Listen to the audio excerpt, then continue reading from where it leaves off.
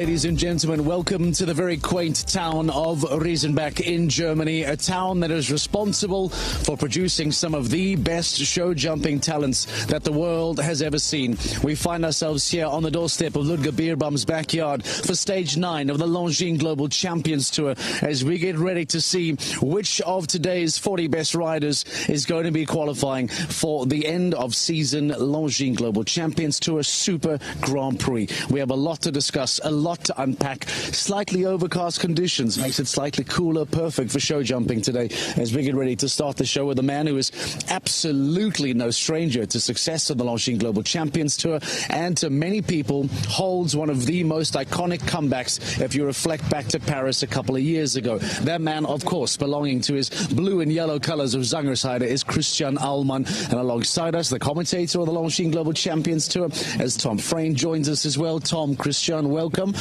Christian, it's very nice to have you here. We spoke in Paris a couple of weeks ago. We now move to Riesenbeck. What does it feel like to come back to Germany? Yeah, it feels very, very good to jump in front of the home crowd in such a fantastic stadium with so far very, very nice riding weather. So we are all motivated. Tom, this man has produced some incredible stories over the years, a multi-LGCT Grand Prix champion. I've told him before that the comeback in Paris a couple of years ago is arguably one of my favorite moments ever on a Longines Global Champions Tour. But he comes into the season super red hot as well. There's been great performances. Give me a wider reflection on the season thus far that we've seen from Christian Allmann. Some really strong podium finishes. We see the 2 third places recently with Untouched LB, but go back then to Shanghai in that 4th place with Applebridge. You know, this ability of bringing on these young horses and stepping them up to the top end of the sport, this man's an expert at it. He's been doing it for a long time, and that ability to find talent and then nurture it and bring it forward is just amazing. It's great to watch. Christian, as far as average points per stage is concerned, you're one of the best performers in 2026. That's thanks to a 6th place finish in Shanghai, 4th in Paris, 3rd in Monaco. Does it feel like it's shaping up to be a very successful season for you on what you've done thus far? Yeah, it can change in any moment, like we all know, but like the horses I have here, Untouched or Applebridge, they're coming up this season. They're incredible talents, and step by step they move up to the 160 level, to the highest level. In the beginning of the season, I was more in producing them and find the right step and get them where they are now. And now I have a very good feeling. Honestly, the results were good, plus the feeling was very good. So yeah, I'm looking forward to the next shows. Tom, you've had the opportunity to call a lot of these performances between Shanghai, Paris, and Monaco. This man has had one fence down over those 3 Longines Global Champions Tour Grand Prix. Yeah, just interesting, you know, the whole idea of getting the horses up to the level, taking that little bit of time and just figuring out what makes these horses tick, because when you get into the ring to jump these big challenging tracks, you need everything going the right way. What looks really well is that sort of the ability to create the time and space to meet the fences the right way, and Christian's obviously done that really well, and just it looks so good now. It looks they look so comfortable and confident in the ring, and that's where the success is coming from. Christian, it's true horsemanship, taking the time to prepare the horses correctly, but I imagine that in the modern world that's very difficult because people want success constantly, and maybe they don't want to give the time to let that success develop. So how do you get it right with your team to say now is not the time, I need to push the brakes, I need to work the horses at home? Because every time people see you jump, they expect and want to see success. How do you balance the now versus future conversation? Yeah, I think I'm in a perfect situation. My horse owners, they're partners for a long time. Judy, my wife, is for sure one of the biggest partners I have in the sport with the stallions. So we analyze the situation and then we go the way we think is the right moment, and if it's not the right moment, there's no problem to wait. Take the time. Is anyway in my no way out. But like you said, sometimes you have the pressure you want the results, the rider wants the results, the owner wants the results, but we all know that you need the right way, and you have to wait for the right moment to ask for it. And if you have the right talent, the right partner, then in this moment it's possible. Before, anyway, there's no chance. In the modern world of show jumping, that patience needs to be truly rewarded as well. From a man that has been doing this for a long time and watching this, is this patience maybe being lost on a current generation, or are we seeing it still hold up in the modern sport right now, Tom? I think it's coming through. I think you see a lot of the younger riders are getting very well mentored. So you do see them gravitate towards the stars, the people that have the experience, and they're doubling down on that then and using that to bring their own horses and their own careers forward. It's a very important part of our sport. I think one of the big strong pieces for me with the whole Global Champions Tour is that the riders like Christian can really plan out ahead of you. You know where you're going, you know what the classes are going to be. We've the best course builders in the world, and yeah, we've gone grass this week, we're on sand last week, and you know what you're getting. And I think that really makes your job a lot easier when you're trying to produce these young horses up to the very top end of the sport. Can we ask you quickly before we let you go, how does Untouched feel for today? Your 13th to go. Untouched is coming up a little bit later today. How is Untouched feeling? What are you expecting? Yeah, he feels great. He felt very good on Friday. He felt very good yesterday. Actually, at one down, it was 100% my fault.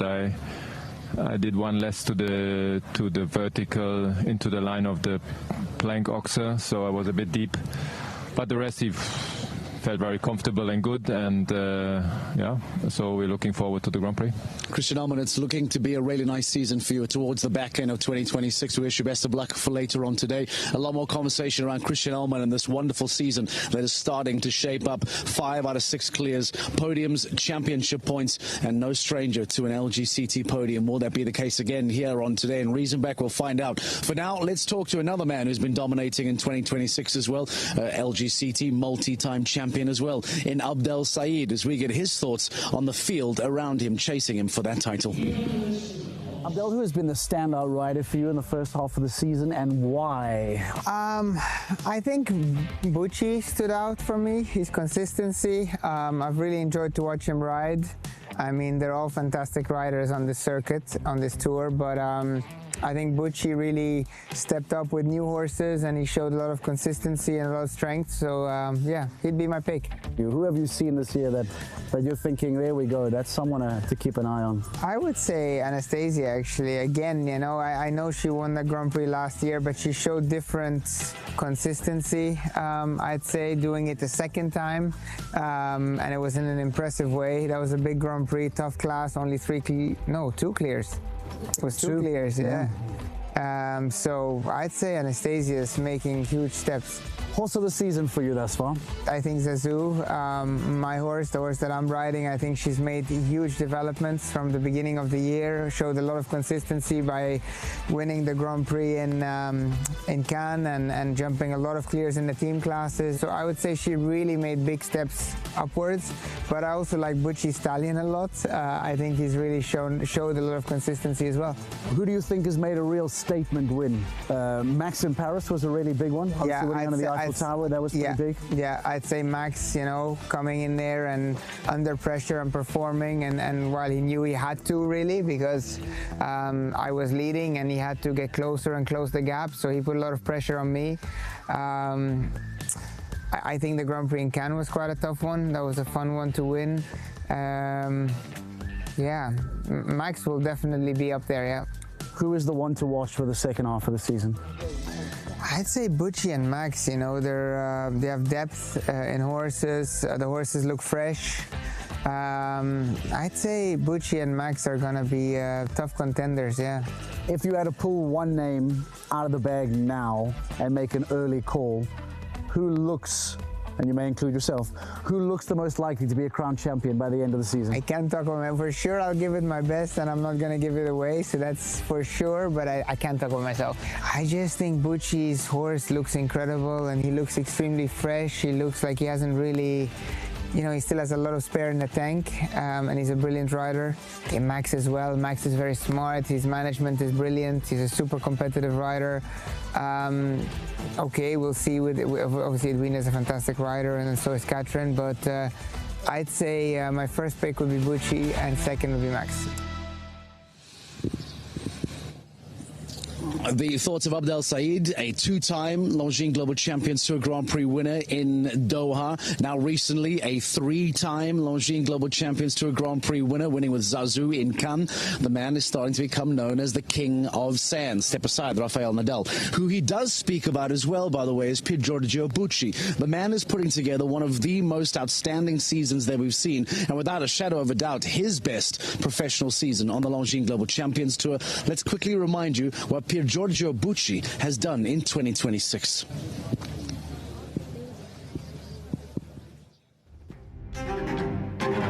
Pier Giorgio Bucci, Palenter VDN Ranch is the horse he's riding. The stallion by Colonel Doblinski is extraordinary. Now, here we go. Jump this, cut the corner now and gallop to the last fence. It's all at stake. Keep going. Can he do it? Let's keep an eye on the clock. Here we go. Yes, he's done it. Vertical coming up. This is the second last. Keeps galloping through the corner. Whoa, this horse is super careful. Brilliant on those verticals. This is a new contender. Can he go into the lead? What an effort. He has to. Yes, he does. Pier Giorgio Bucci. Now gallops up here, jumps this a little bit from right to left, back left-handed, last fence coming up. He gallops down the arena, keeps coming, he finishes on a clear round. He was third in Miami. The winner from the LGCT Grand Prix in Mexico, Pier Giorgio Bucci, he steps up onto the second spot of it. We have swapped out Christian Ullmann for Dan Strange, and we stay with Tom. Let's talk about Pier Giorgio Bucci. 3 Longines Global Champions Tours, 6 clears, 3 podiums, season of a lifetime thus far, Dan. And perhaps I say this with the most respect, a bit of a surprise package in 2026. Talk to me about what Bucci's been doing this year. Well, he's been jumping everything and winning a lot and podiuming a lot, and it's refreshing because we saw him, you and I saw him jump in Rome last year. He jumped well, but I don't think you'd have ever expected the start of the season he's had, and just the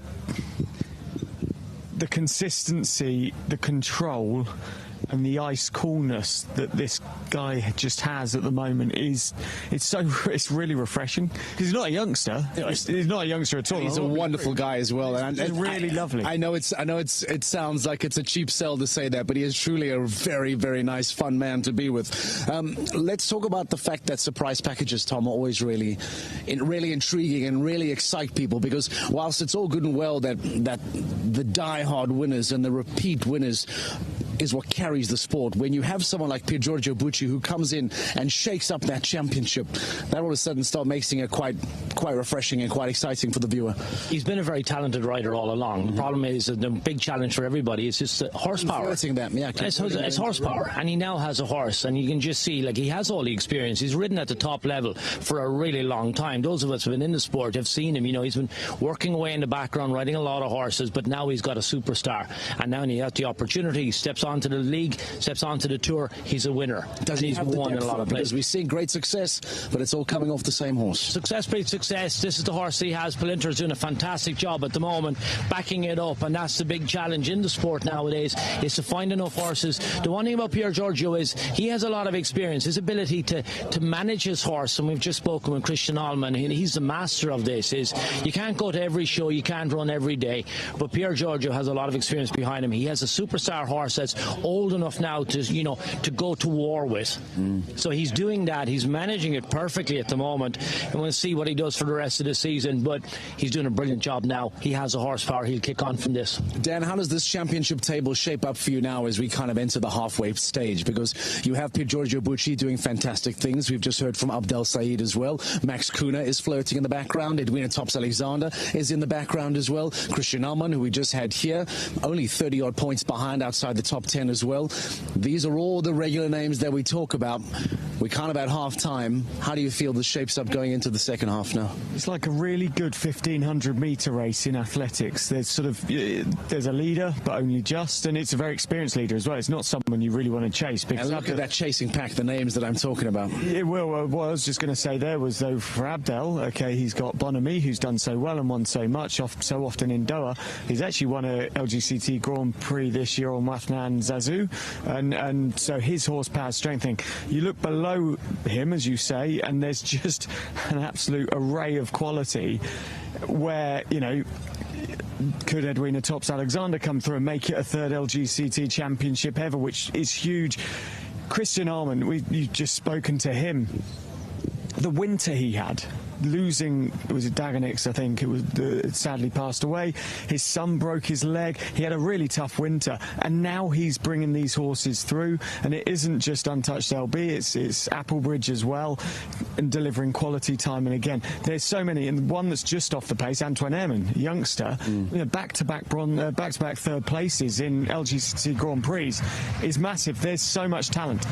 Tom, a handful of riders have already got 7 results in the bag. And for those that are unaware, it is not about who jumps the most. Only your best 8 scores count towards your championship win. Some, as early as the halfway point, have already collected 7 scores. Some might collect an 8th score already today, which means from here on in, they will only be improving, whilst others might only have 2 or 3 scores, so we'll see them shoot up the leaderboard quite late on. How do you try and balance that as a rider? Do you do it stage by stage? Do you do it surface by surface? How do you try and make the charge at the right time? You want to get momentum, and if you look at the results going back through the years and even in this season, you'll see riders come in, get a good performance, and then they build on that. So if you're 3rd or 4th, you can go on and be 1st, and that's the way the patterns are. You know, if you get into a jump off, then you get maybe a 7th or 8th place. So then you come to the next show, you can improve and then improve again. So you're going to look at these riders, going to try and put a string of shows together and then try and be consistent on those. So maybe a 3-run show, you know, a run of shows together, and really try and strike then while the iron is hot. And that's the way we've seen the patterns develop over the season. But the one thing that really stands out for me, so far this season we've had about 8.5 clear rounds in every Grand Prix.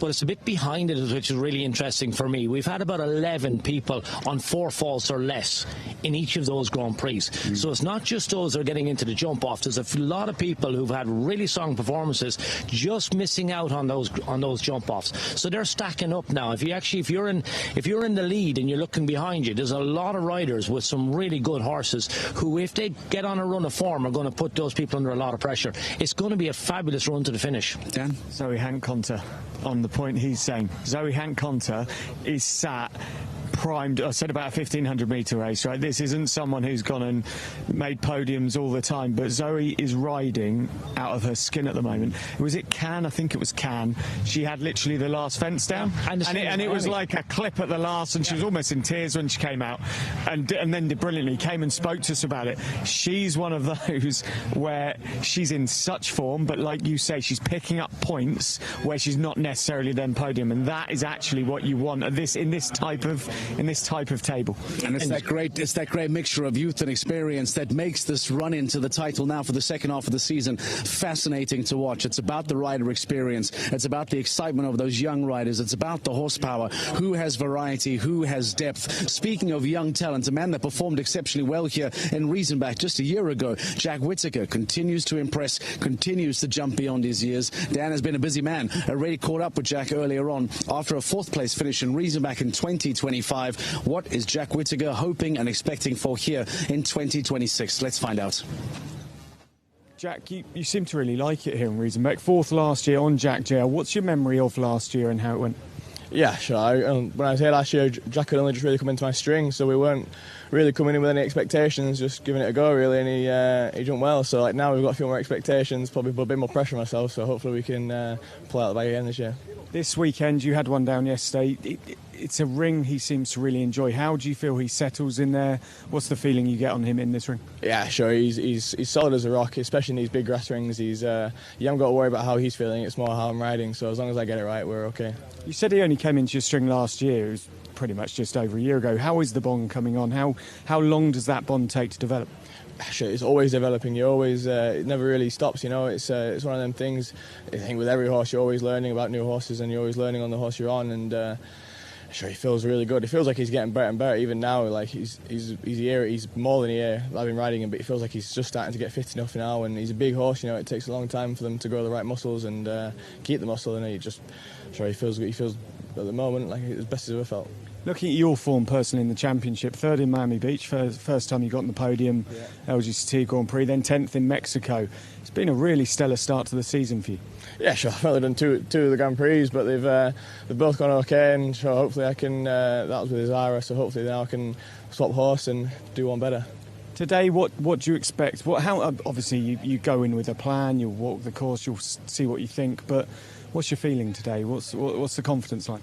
Yeah, confidence is pretty high. I think you have to be confident. If you're not confident, you're struggling. You can see nerve is a good thing, and you got to turn that into something positive. And I feel confident as long as I'm riding good, then I think we're okay. It's just hopefully he likes big jumps, so hopefully it's big jumps and long time allowed. Hopefully it's double clear for the double jacks again. Yeah, exactly. Yeah, Jack and Jack. So, hearing from some of the big riders, and we build up to the 9th Longines Global Champions Tour Grand Prix of the season here in Riesenbeck. We find ourselves right in the middle of the course walk. There went Christian Kuckuck, a big name to look out for. Everyone knows that Christian Kuckuck is a dangerous man. Jack Whittaker, who we just heard from. And there goes Victor Bettendorf as well, the former Longines Global Champions Tour Super Grand Prix winner, as well as a winner back in Rome a couple of years ago. Still with Tom. There goes our current champion, by the way, Gilles Thomas, busy doing his course walk as well. Standing with Tom at the combination at 11, and it gets big, and it asks a lot of questions. It forces these top riders in the world to really think about every single movement. Talk to me about the approach to 11, what we're expecting at 11, and where we go to once we get out of 11 A, B, C, Tom. Yeah, a little bit of a let-up. They'll have jump fence 12 over in the far corner, or fence 11, 10 in the far corner before they come around the corner to number 11. It's a big oxer coming in. It's about 153 high on the way in, 1.60 metre wide. Then we'll have about 11.3 metres here, so that's going to be 2 strides before you meet this really tall vertical in the middle. This is 1.60 metre. There's only 3 poles in it. They are wide, so that'll give the horses a bit of a chance to back up. But we've only got 8 metres here in this. 6, again, this 7, is the trick of the 8. combination. Tom, so this is the combination. It comes so quickly. This is the idea. It comes so quickly, but it's so late in the course as well. So the horse is getting a little bit tired. You're coming towards the end of the course. It's 11 ABC. This is 153 in front. Yellow cups, taking all of them. They're so shallow. But it's the width as well. It's 1.60 metre wide. It's a really big jump here. Let's see if late you can on go, in the course. See if you can go on the other side. Let's see if we can get the camera in the middle here to show you the width of this exactly. Because now not only are you jumping this triple combination, not only is this late in the course, but take a look. Just to give you an idea of the actual width, so you can imagine the apex of the jump has to be up here somewhere. This is where the high point for the horse is. They're going to land, then they have a bending line, and we've 2 more fences before you actually get finished on this track. This is 11C. You've 12, and then you've a long 4 strides to get home to a huge 1.60 metre vertical in the far corner. It's going to take a lot of jumping. It's a long way around. The time allowed is going to be 80 plus seconds. It's going to take fitness. It's going to take stamina. It's going to be scope. Be careful. We have a water. We have a wall. They need to be brave. It's going to test everything. Am I allowed to leave you in here for the rest of the day? No, I got to get back up and do some commentary, but don't worry, I'll get out of here. Okay. Tom, thank you very much. He'll be with you for the commentary, by the way, for the Longines Global Champions Tour Grand Prix of Riesenbeck, the 9th of the season. We mentioned some of the big names that are currently walking the course. There goes Oliver Lazarus as well, by the way, on the podium in the Global Champions League with the Doha Falcons earlier on this week. Christian Allman as well, who we heard from earlier. But a name that we mentioned was Victor Bettendorf. Always a dangerous threat for any rider on his start list. He's standing alongside Dan Strange to get his thoughts. Yeah, thanks, Mark. I've got Victor Bettendorf. Victor, you're in late here today because yesterday went very, very well. Before we talk about Gibbs on Bronson, how that's going, I want to talk about the water because we don't normally have a water fence that often on Longines Global Champions Tour Grand Prix. What are your thoughts on it? I think it's nice because they put it quite at the beginning of the course and it's a bended line so you can adjust a bit. So it's not, I think it's not the toughest jump. I'm not to use jump water so often, so I hope my horse is going to jump well the water. Now we're going to walk towards the double just after it. You said Gibbs on Bronson isn't used to jumping it. We've spoken a lot this weekend about a very talented horse but relatively green. So obviously that's in your head. Then we're coming through. What are you then thinking into the double at 5 A and B? For me, it's going to be 9 every time because when I open him up a little bit too much, he's getting a bit stressed and he's running through the fence. So probably, I guess, we're going to see a lot of 8, but also a lot of 9. Probably it's going to be 50-50. And for you, that's because this is a very scopy horse that you're riding. You don't need to push him for the fence. You need more control, surely. Yeah, actually the best way to ride him is just at the end I can just wait and let him do the rest. So, but as soon as he's getting a bit too strong, I'm struggling. I just need to come and have a waiting distance and it's perfect. So then we come into this double. What are you thinking as you're coming through here? Just seeing Johann Sebastian Gulliksen check the weight of the pole on top into this vertical. I think the important part in a double or vertical is to really try to give them a lot of space that they can jump up and then they have time to develop a nice jump, so they jump nice the B, because when you get in too deep and too fast you're going to knock A down, and if you come too open and too slow they're going to run in the B fence. So you need to have a little space, nice canter, and then just let them do. We're just going to move quickly off the line a sec, Victor, just before people, Antoine Herman walking behind us, just keep people happy. Obviously, you've ridden your horse now in a number of LGCT Grand Prix, some with great success, some been more difficult, like in Vienna last year. This is a wide open ring. How much does this suit your horse compared to somewhere like Vienna under lights in the Sand Arena? Actually, I did the Grand Prix last week in Falkenswald, the 4-star. He jumped really well. I knocked one fence down, but the feeling was amazing. I think it's a horse who loves to compete on grass. So I think this type of Grand Prix could suit him, but we'll talk about it later. You won in Rome in 2024. You won the Longines Global Champions Tour Super Grand Prix on Foxy de la Roque. What sort of feeling does Gibbs en Provence give you when you compare him to your super mare that you sold not long after that, Foxy de la Roque? I think they both has a lot of qualities. Maybe Foxy was a bit easier because I knew her in and out because I rode her since she was 6.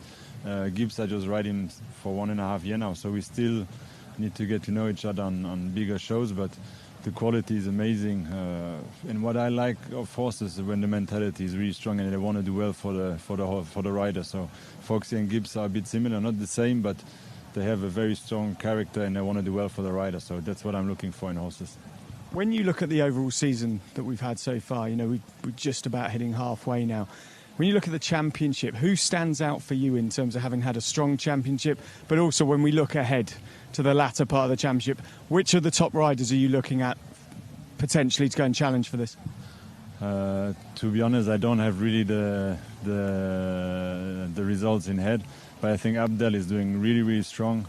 Simon was really good, but he got injured, but I think he's going to be back.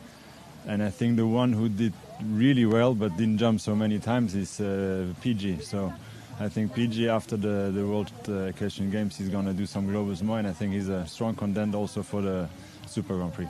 Victor, thank you so much for your time. Mark, back over to you. Thank you. He's busy walking. Right, thank you very much, Dan Strange. I've seen this wonderful combination now of Henrik von Ackermann, Marcus Eining and Christian Kuckuck all walking together, all having a conversation, all trying to talk about what needs to be done here. They were focusing on 9 and they were talking about 11 as well. We just spoke about that triple at 11, ABC here by Longines, and it looks as if von Ackermann and Marcus Eining and Christian Kuckuck are all having a second look at that. Here we see again Gilles Thomas doing yet another walk to make sure that he knows exactly what to expect today later on when this LGCT Grand Prix gets underway. There is Jérôme Garry. We know he is a very technical man doing some extra loops as well here by the Liverpool to see if and when we might be able to try and get some hands on some of these riders, to get some thoughts and to get some reactions. On our right over here, you know, Sanne Thijssen, the Dutch rider, did very well again in the Global Champions League 2, getting onto the podium for her team. You have Julien Epayard, some of the French riders, and Abdel Said as well. Kian O'Connor is standing by, getting ready too. There goes Niall Nasser. All of the riders getting a better and closer look as to what to expect. Scott Brash, the man who has won more Longines Global Champions Tour Grand Prix than anybody else, the most successful man as far as the LGCT season and the LGCT series is concerned. There goes Angelica Augustin Zanotelli. She'll be hoping that Marlon Zanotelli has a really good performance here. She is doing some extra homework for Marlon Zanotelli as well. He too starts late today and will hopefully be one of the most dangerous men to look out for a little bit later today. Here goes Jérôme as well on the phone. I wonder if he might be able to give us a word. Jérôme, very quickly, what are you expecting today from this ring? I expect... I would love to be clear that it's a massive class. For one time we have open water with a tricky double after, the triple at the end with a tricky line with 5 really short. And it comes very late as well, right? Talk to me about that. Yeah, but it's a proper class. I hope my horse is in a good form, and me too. Expecting many clears, not so many clears? Not so many, I think. No, honestly. Okay. I think if we have 7 clears, it will be really nice. Okay, maybe a small jump off, and maybe you're one of them. Best of luck for today. Jérôme Guerrier giving us some thoughts, some expectation for today's Longines Global Champions Tour Grand Prix of Riesenbeck. We're having a chat with Yuri Mansour. Come in here. Yuri, talk to me about what you're expecting here. A lot of people talking about this triple at 11. It comes very late. It will need energy and power. What else is standing out for you today? Yeah, actually, I think it's a really clever course. I think already number 2 is really can distract a lot the horse. There is a lot of information behind the number 2, a bit a weird part of the arena where they are not used to jump. Yeah, I think the angle to the water and then the double vertical, all same color, the pose like this is also really delicate. Yeah, it's everywhere. This 4 long strides to the plank. And obviously the triple in the end of the course is always more difficult, yeah. Asking a lot of questions, the course designer. Have you walked the jump off as well? Not yet, not yet. Okay, we'll let you go and finish up. Thank you very much, Yuri Mansour. Best of luck. Again, recurring themes here of it being big, of it being testing, asking a lot of questions. Max Weissaut doing some work as well, you would imagine, trying to get some extra insights for some of those German riders. No doubt sharing that information with Christian Kuckuck and the rest of them still to come later. Here goes Victor Bettendorf. We heard from him a little bit earlier on. And here is Sasha as well, who's busy with her course walk.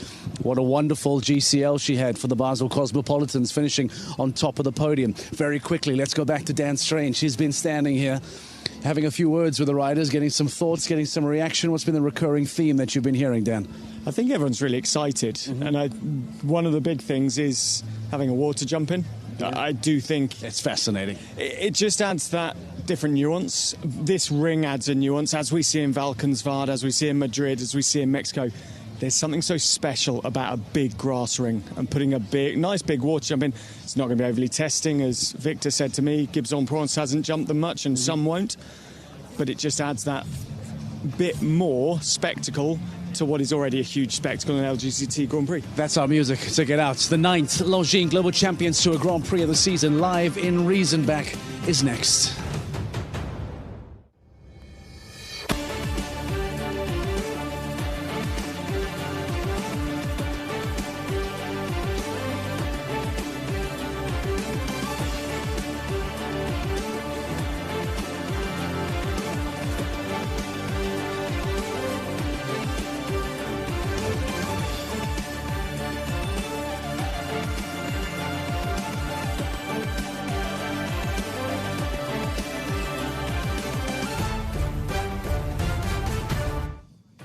Good afternoon and welcome to the Longines Global Champions Tour 2026. We are here in Riesenbeck in Germany.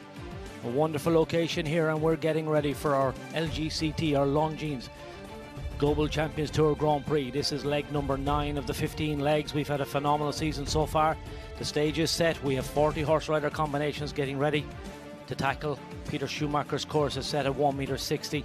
We'll go through that in a few minutes. We've had a wonderful weekend sport. The Basel Cosmopolitans came out in front in the Global Champions League yesterday evening. That was brilliant. It's partly cloudy. The sun is really breaking through. It's 19 degrees centigrade. It's getting warmer by the minute. 55% humidity, 18 km/h winds. We're just located slightly across the river from that castle. We were here there the other night for the foal auction and the reception. It was a wonderful location.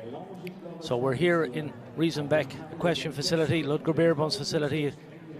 Fantastic, huge crowd here now for the afternoon. Really knowledgeable. They love their show jumping. So let's have a look at the previous winners here in Riesenbeck. Gert Nieberg last year, 2025. Then Thibaut Spitz back in 24. And then Harry Smolders in 23. Harry is here again. He's going to ride Mr. Tack this afternoon. So this is the location, our eye in the sky, just giving you a peek over the trees, what we've got to look forward to. Massive big grass arena here. The footing's been absolutely perfect all week. So a big crowd gathering now. And we're just getting ready. You can see there's a big crowd inside the warm-up arena. The first few horses now are getting organised. So as they come into the arena, so most of the riders now will have walked the course. You'll see there's a few left inside. They're the ones that are going to be late to go in this competition, so they can relax. They'll be able to watch the first few, get an idea what the time allowed is going to be in particular. That'll be of most interest to them. It was quite influential this morning in our 1m50 class. That was won by Daniel Dicer. So here, this is the overall rankings at the moment after our 9 legs. Remember, we count 8 scoring points. So Abdel Said is in the lead at the moment with 167. Max Kuhner 159. Edwina Tops-Alexander, Catherine Eckermann, Zoe Hank-Conter, Simone Deleste, Mikey Pender, Pierre Giorgio Bucci, then Keane O'Connor, Thibaut Spitz, Christian Allman, Oliver Philipp Arts, Neil Brussels, Philip Weise, Gilles Thomas, Carlos Hank Riera. So that's the league table as it stands after this 8 legs so far. Let's have a quick look at our 3D animation. This will be very interesting. I think this is a very technical course. So it's 1m50 long, 90 meters wide. Peter Schumacher is our course designer. It's a Grand Prix with 1 jump off, 13 obstacles, 1m60, 17 jumping efforts, 375 meters a minute. We'll start over an oxer, swing right-handed 9 strides from 1 to 2, then loop back on yourself to fence number 3, big oxer. And now very early in the course, swing out nice and wide down around the corner and then turn back left-handed where you're going to jump the water. We don't see the water too often. We have it here in Riesenbeck. So big water then on a bending line left to a combination. It's a double of verticals, 5A, 5B, and then a 6 stride distance up to a big oxer up the far end of the arena. The global champions, black and white oxer. That's going to be a 6 stride distance there, quite short. Loop back on yourself, and now we have the sandstone wall. Quite a unique fence here in Riesenbeck. So they're going to jump that, and then what we have is that's set at 1m60. And then we've 6 strides up here to 8A and 8B. It's an oxer going in. It's a vertical coming out. So 155 on the way in is 1m70 wide, 8 meters, and 1m60 on the way out. Quite a colourful fence as well. So swing left-handed down past the pocket with a big oxer here at 9, with a 4 stride distance to a tall vertical at 10. Now a little bit of a breather for a second while you turn around the corner, turn back on yourself and head diagonally across the arena past the pocket to the combination. 11A, B and C. 11A is an oxer, 153 in front, 1m70 wide, big oxer going in.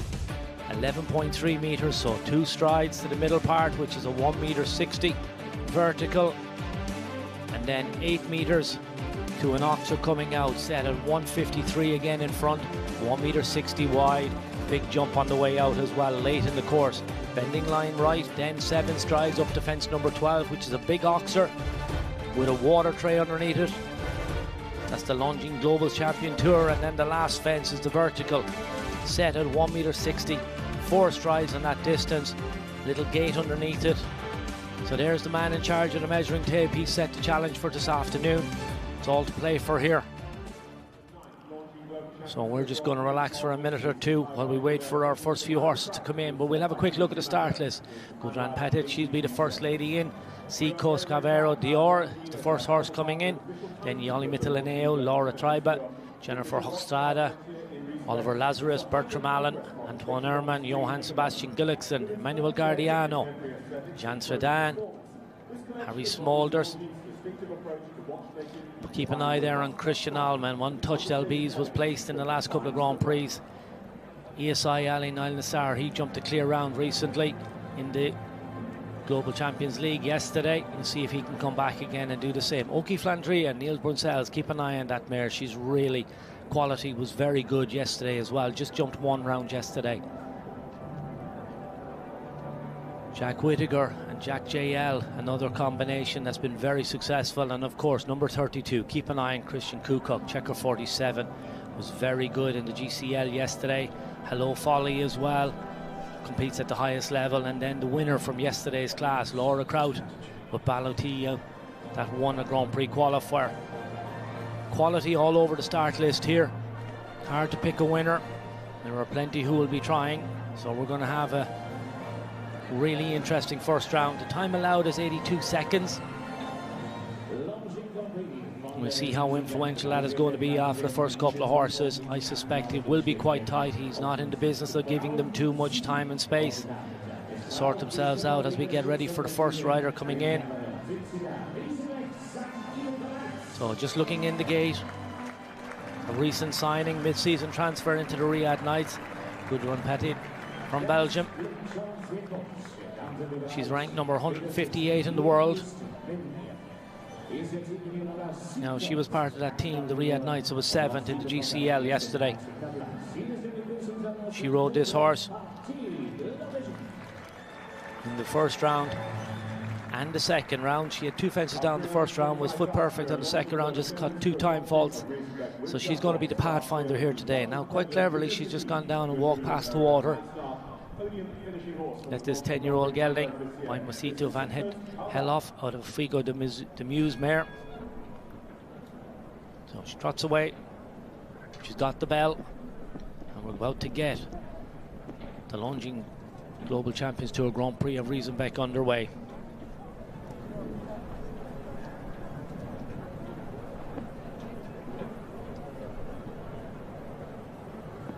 Comes down to the first fence. It's a nice oxer. Comes in off the left rein. Pops that. Now we're going to swing right-handed across the arena.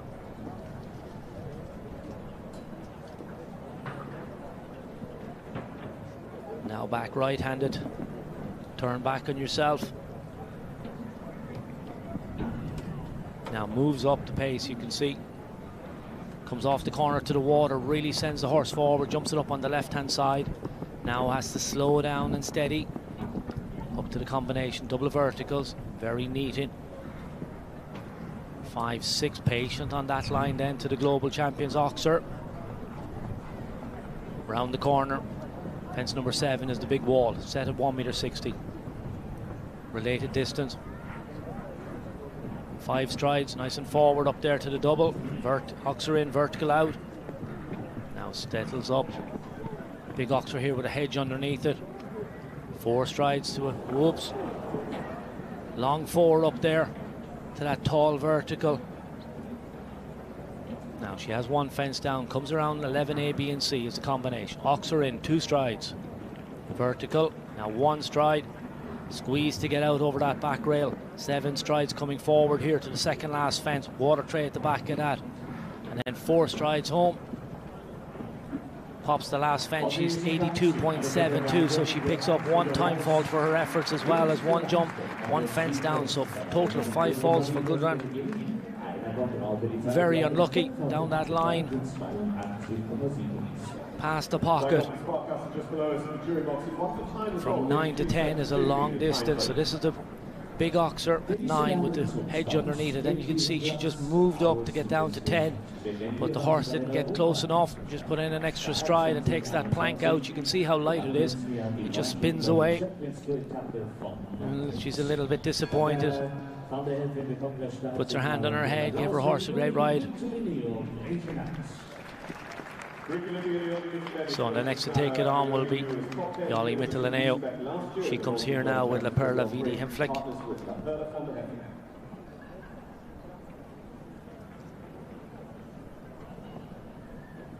She was in the jump-off class this morning at 1.50 meters. She was 11th in that with a fence down in the jump-off. We saw this horse yesterday jumping for her new team, the Monaco Aces, was clearing the 1.60 meters.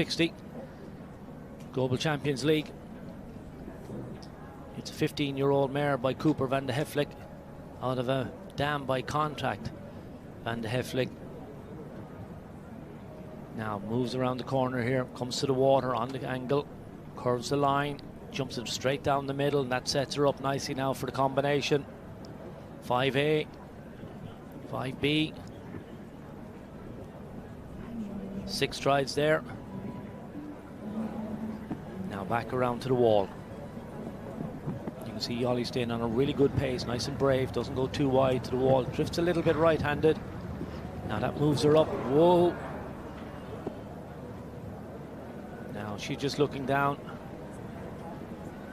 I think she may have pulled a shoe.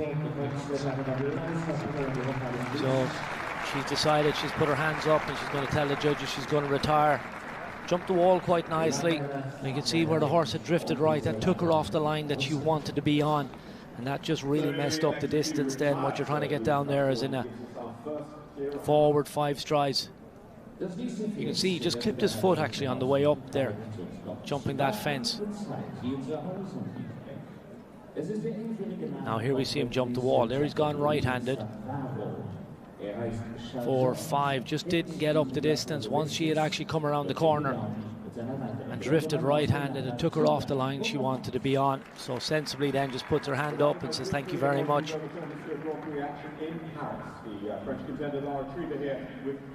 First of our French riders coming into the ring, the 28-year-old Laura Tribat. She's going to ride Chez Georges.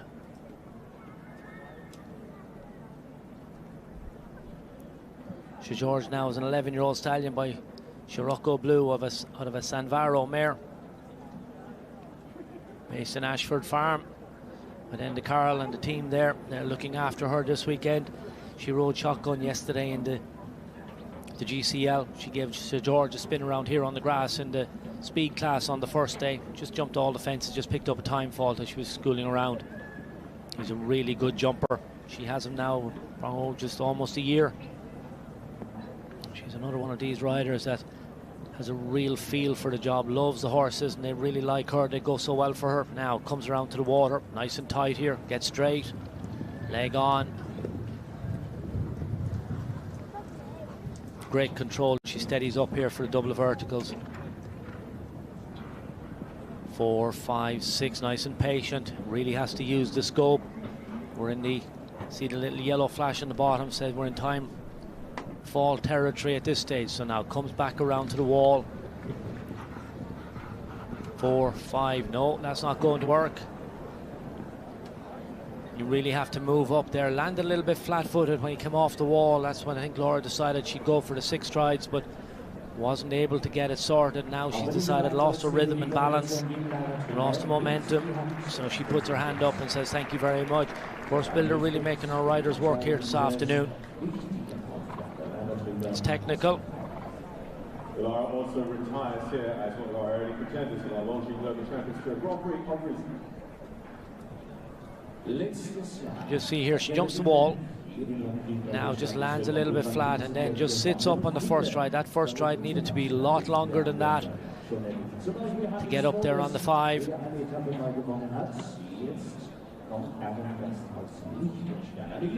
I think sensibly then, once you'd lost the rhythm, lost your momentum, just not going to happen today. So Laura leaves the arena. In comes Jennifer Hochstrada from Liechtenstein. She's only 22 years of age. She's ranked number 368 in the world. She comes here with Mobobito, VD Rosoff. It's a 14-year-old gelding by Der Senat out of the Polander Dam.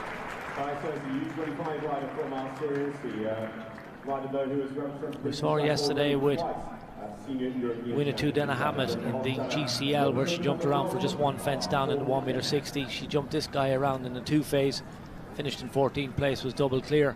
Just used the opportunity to give him a feel for the grass. Charlie Crocker there, she's heading to the World Games, World Championships in Aachen representing.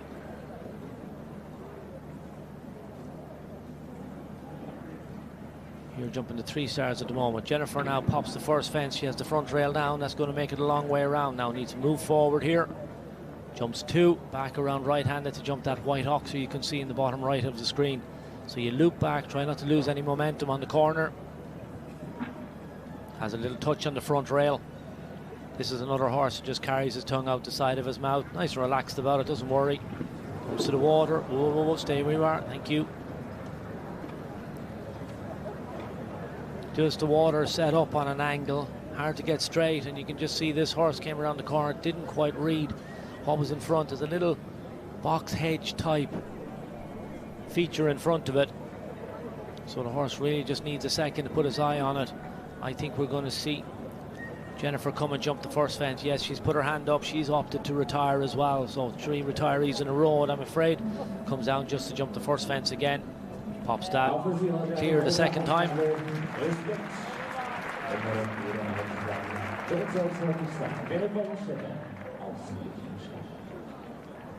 Denver also elected to retire, so we carry on. The Champions Tour Grand Prix of Riesenbeck. Here we can see just coming around the corner. That's the first fence. She has that down. Then just gets up onto a rhythm.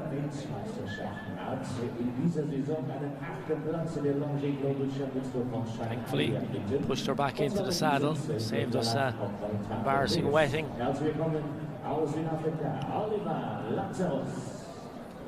Oliver Lazarus comes in for the Republic of South Africa. He's ranked number 438 in the world.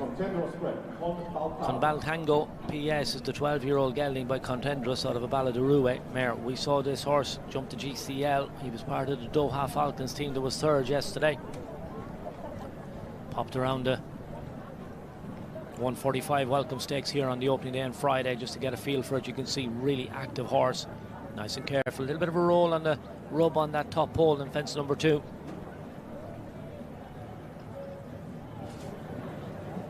Now needs to get out here a little bit wider, get straight, give your horse a chance to process the test. Now gallops at the water, jumps in very well.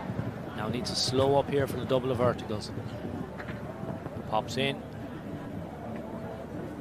4, 5, 6. You can see they have to be patient on that distance. Now back around the wall, and remember we need to move forward on the 5 strides here. So sets up for the wall, comes forward to it.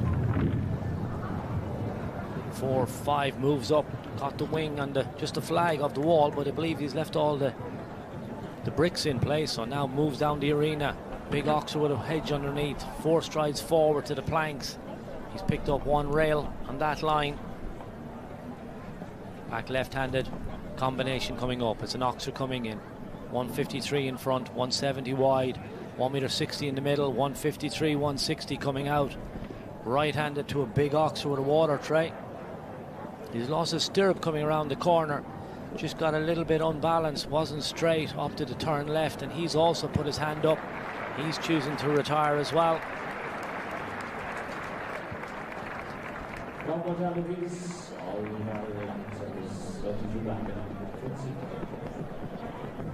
So Oliver Lazarus, he also retires. Had a fence down the long side. Jumped the wall really well. Just watch the flag here. It's only plastic. It's just on a little plastic holder, so it just flicks out of the way. The brick fortunately stays put. No penalty for that. Then he gallops down the arena here. There's a hedge underneath this. He's a little bit off it. Catches it with the hind legs. What he really is trying to do is make sure he carried in plenty momentum on the long 4 strides there from 9 to 10. Mr. Turn back then to the second last fence. Decides discretion the better part of valor. Thank you very much. He's going to come home. Knows he's not going to feature in the jump off.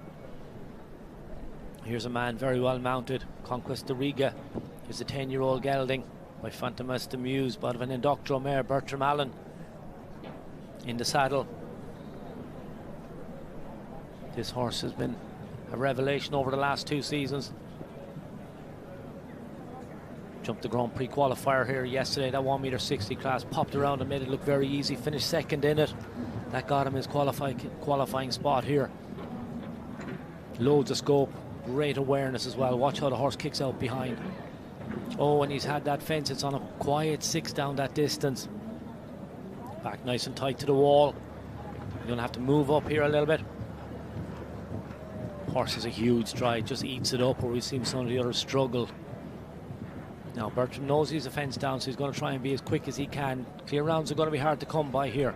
Again, walks up that 4 stride distance. This horse has a huge advantage here with that long stride. Now needs to pop in here. 2 strides, a little support, keeps him very straight. 5, 6, 7 strides to the second last. Unfortunately, he just caught that with the front legs. Last fence as well. So he's going to finish his round in 8 faults at a time of 75.9582. So he's well inside the time allowed. But 8 faults, he goes into second place at the moment. Remember, our first rider, good run, she came in and she went around with 1 fence and 1 time penalty. Conquest de Riga looked really well. Unfortunately, that's up on the 6 stride distance after the double of verticals. There's his younger brother Harry, keeping an eye on proceedings. That's the second last fence. It's the Longines Oxer with a big water tray, fence number 12. Catches him out as well. Finishes with the 8 faults.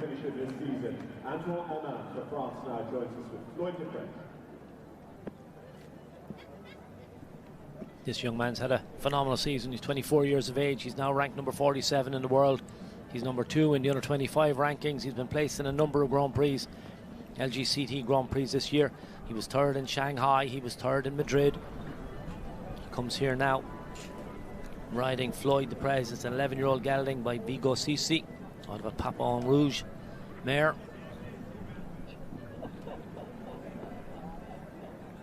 Naturally very quick. We saw this horse yesterday. It's part of the Saint-Tropez Pirates, where he jumped a clear round in the 1.60 m, first round in the GCL. Now really lets the horse travel around the corner, tight back to the water, gives him a bit of encouragement. Nice and steady, pops up here, great control. 4, 5, 6. Again, you can see how patient they have to be, particularly on these big striding horses. Now he'll get an opportunity to let the horse open the stride on the 5 strides after the wall. Now come forward and then support. Perfectly done. Little bump on the front rail supports him coming out, but that yellow pole is gone. 8B, unfortunately, now keeps it together. 3, 4 strides. Holds him off the plank. He's dropped inside that fence now on his way back to the combination.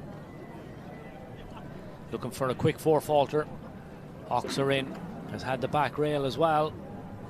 Jumps out nicely. 7 strides to the Oxer, 4 strides here. He goes to 5. Finishes with 8 faults in a time of 80.24. So that'll put him into 3rd place at this stage. We still await our first clear round.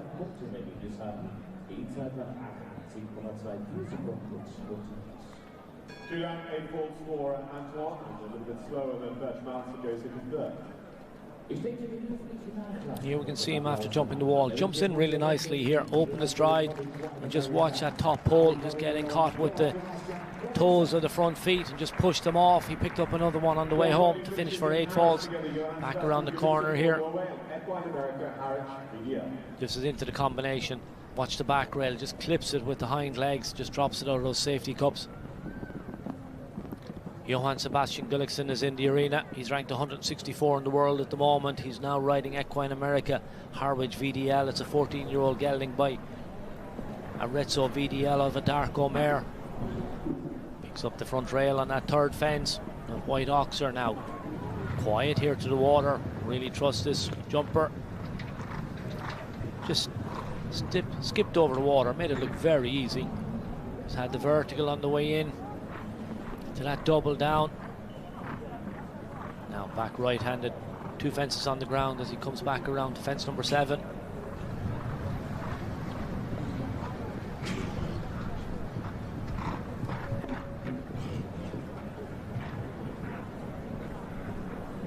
Now picks up a 2nd. Down the long side. Hedge on that. Just creeps over the back rail. Adds a stride. Back to the combination now. Hops in, 2 strides here. Now squeeze to get out. Again, reaches for the back rail, moves forward for the 7 strides. 3, 4, 5 home. Jumps it. Just finishes in a time of 80.83. 2 fences down as well. Puts him into 4th place at the moment. And we've only 1 5 faulter, 2, 3 on the 8 at the moment. A couple of retirees. Still await our first clear round. Just reached out in front on that stripy pole on that early fence.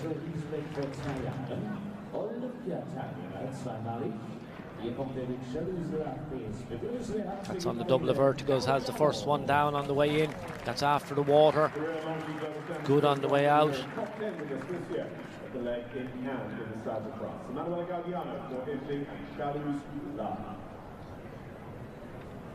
Manuel Gardiano is going to take it on as Johan just walks out of the arena. He comes in now on Chalou's Love PS, the 14-year-old gelding by Diablo Blanco.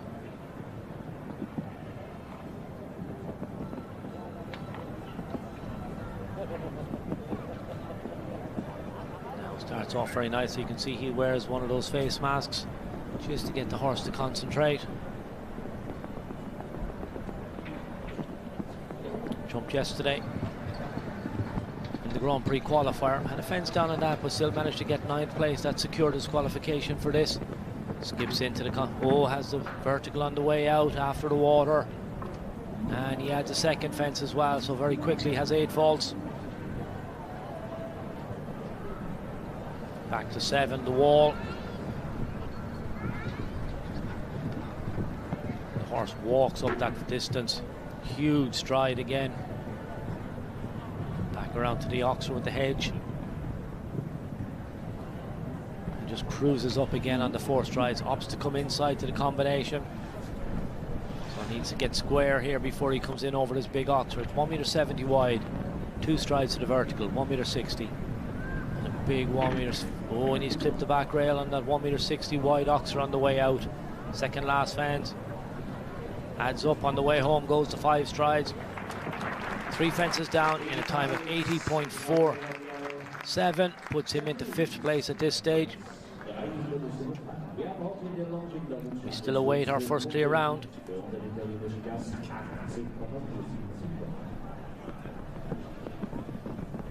There you can just see that top hole going.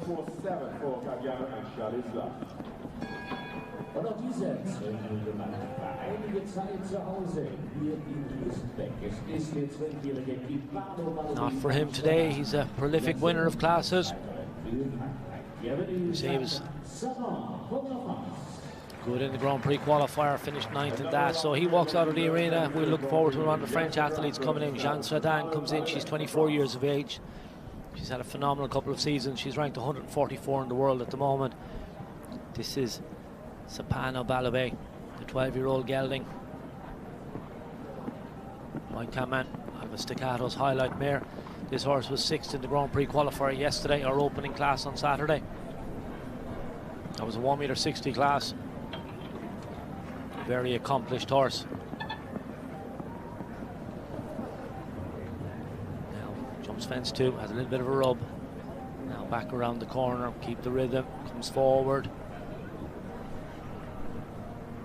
Again, stays on a really strong canter. Brave here to the water, keeps coming, keeps coming.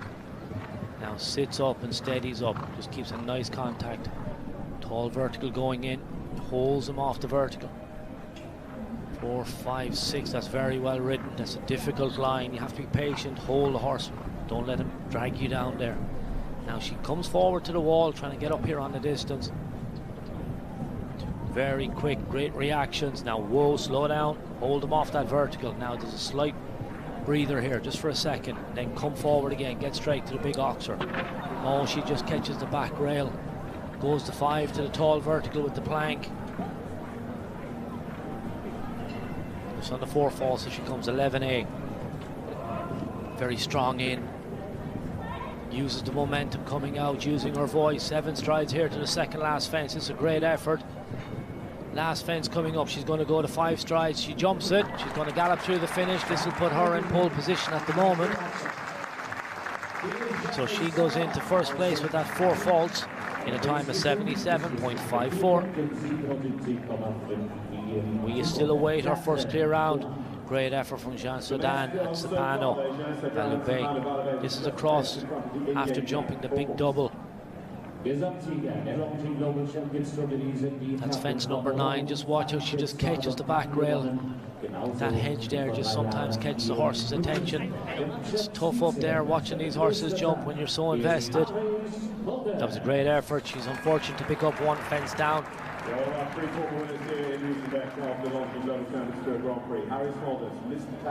Now the man to take it on is a multiple LGCT Grand Prix winner. He won 2 of them last year. Harry Smulders comes here now with Mr. Tack. We saw him in the Grand Prix qualifier, finished in 10th place to secure his start here in this LGCT Grand Prix. He's a 14-year-old gelding. He's by non-stop out of a Toulon mare.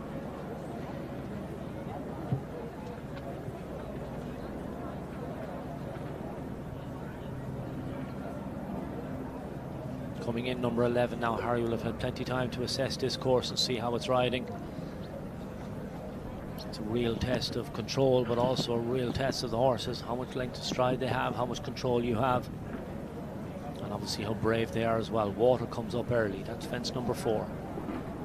And we need the control as you just straighten up down here to fence 5A and B, double verticals, 1.60 m. Whoa, just knuckled on that going in. And then great control here needed for 6 strides up to this big oxer. Global champions oxer, back right-handed to fence 7. Need to be brave here to the wall. And then you need plenty of stride to get up here on the 4. Sorry, up on the 5 I should say. Moves up nicely. Pops that very well. Now big oxer here. Don't get distracted by the hedges. Look for the back rail. Move up on the 4. Good use of his stride here now, back around left-handed to the combination. Just be patient here. This is a test of scope coming in. Scope coming out. And there's a real test of the rider, having to stay so organised on that bending line, having come out of combination. Jumps the last fence, and to finish with just 1 fence down in a time of 81.03. Puts him in second place at the moment, just in behind Jean Sedan. She's a little bit slower. She went around in 77 seconds. He went around in 81.03. So we still await her first clear round. Just knuckled on that, you can see. Had his front legs underneath him a little bit, just didn't get his shoulder open as much as he'd have liked. The only mistake that he made on the way around, other than that, he was foot perfect everywhere.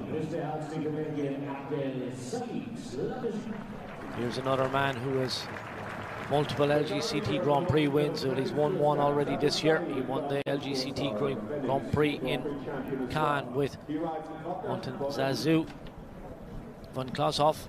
That mare won on that occasion, but he comes here today with Wanton Bonami. This mare has already won a couple of LGCT Grand Prix. She won 2 back-to-back in 23 and 24 and 25 in Doha. She's a big scopy mare. We saw her here in the GCL. She was foot perfect in the 1.60 m track here yesterday afternoon for the Istanbul Warriors.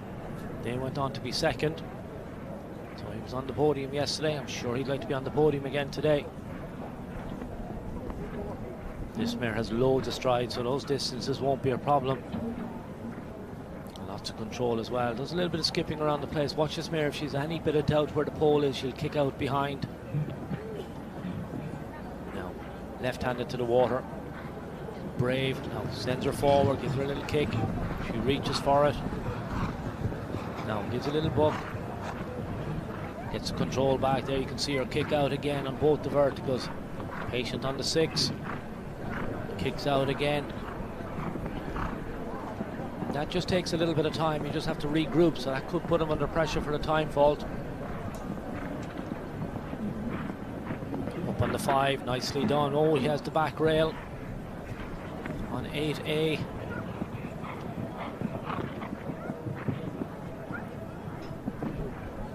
Again, you can see how easily she eats up the ground there from 9 to 10.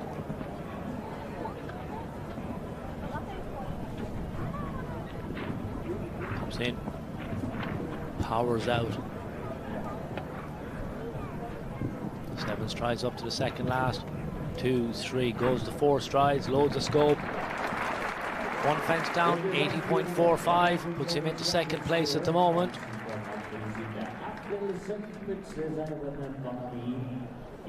So the riders now coming to grips with this course. They'll obviously have walked it earlier on, but nice to see 1 or 2 horses jumping and really tell you exactly where the challenges are. Then you apply that to your own particular horse. You can see Bonami has a huge stride. This is a very unlucky fence, just barely tapped it with her toe on the back rail.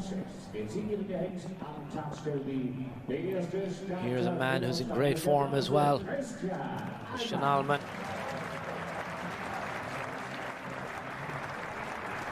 This is Untouched LB, the 10-year-old stallion by United Touch S out of the Corner Belinsky mare. He was 3rd in the LGCT Grand Prix in Monaco last month. He was fourth in the LGCT Grand Prix in Paris with this same horse. So this is a horse that he's produced. We saw him jump some 1m60 Grand Prix last year, but now getting comfortable in the ring. Looks like a horse that has the control, the scope and the stride that you need to tackle this course. And the man in the saddle, of course, all the experience in the world. Now back around right-handed. Horse looks an absolute picture. He's a ball of muscle. Love the expression as well, ear pricked. Now bounces the canter, you can see the elevation in it, pops in. Come on, oh, has a rub on that, but he's fortunately left it in the cups. Little bit of luck always needed. Now had the control, and I agree with the crowd. That was disappointing.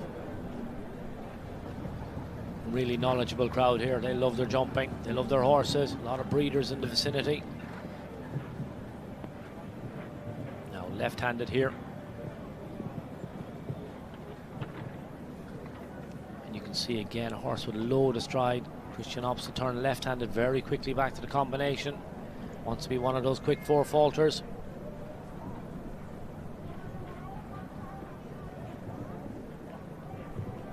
That was so nicely done. You could see the control, the balance, scope that he had. Second last fence.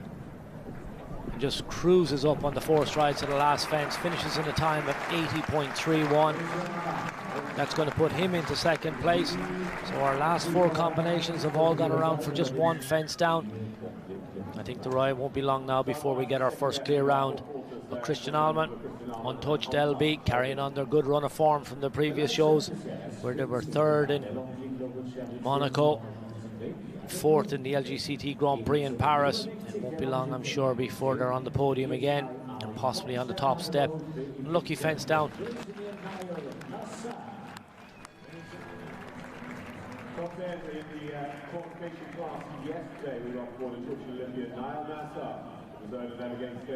So untouched, nice and cool and relaxed, just walking out of the arena, taking it all in.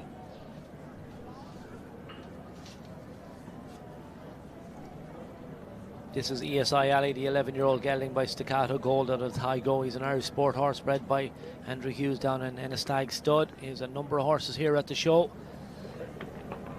This horse now ranked number 60 in the world. He was clear yesterday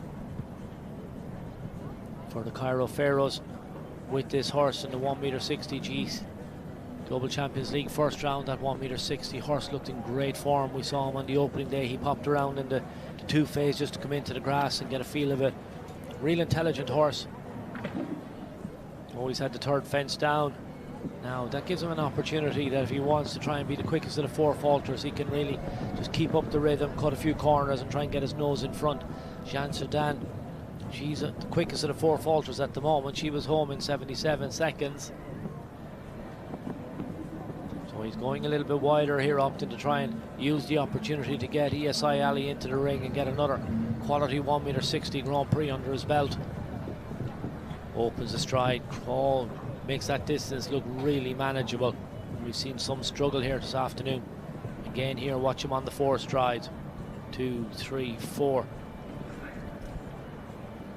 Does it very easily. Don't think he's going to trouble our leader, Jeanne Sedan, in the fastest of the four falters, but it's a really smart round. Catches the back rail, so he now drops to 8 faults. That puts him down with Bertram Allen, Antoine Ehrman and Johann Sebastian Gullikson. They're the 8 falters at the moment, so he finishes, stops the clock, 79.80, puts him into 7th place at the moment.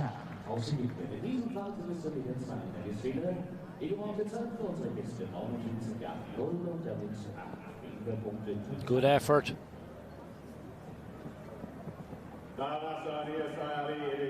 Just a little Pelham, D-ring back to single rein.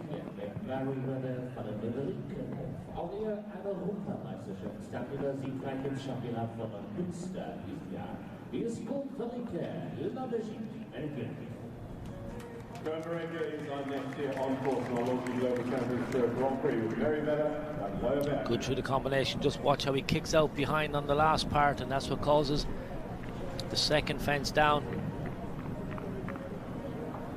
Really talented rider, very stylish. 2 fences down, unfortunately. Not going to trouble the leaders in this competition as the man who won the opening class comes in. This is Conor Kirk. He's ranked number 102 in the world. He rides Merryweather VT Wiffenhoff. This is the 14-year-old mare by Emerald. She won the 2 phase. 145 welcome class, Lugler's welcome class here on the Friday. Again, turning around the corner, she has the 3rd fence down. Same as ESI Alley. Good on the water. Just shortens up for the double verticals as the front part going in.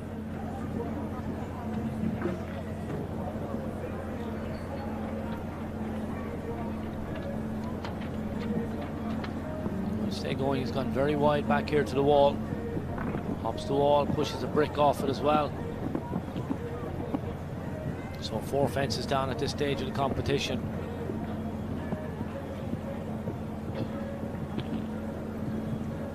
2, 3, 4. Nice down that line. Opts to go outside back to the combination. Using this now to give this mare a 1.60 meter round under her belt. She's the 14-year-old, but you can't beat a bit of ring practice. Get in here. She just has 2 more fences to jump. She's had 5 down. So he's going to opt to retire at this stage. So Conor Kirk, she was the winner on the opening day, not to beat today. Having had those fences down, he's opted to retire. Conor Merryweather electing to retire on course. Der zweimaligen Weltcup-Finalsieger, Europameister Doppelweltmeister. Just catches that with the left front toe, just pushes it off that yellow cup, not a whole lot of room.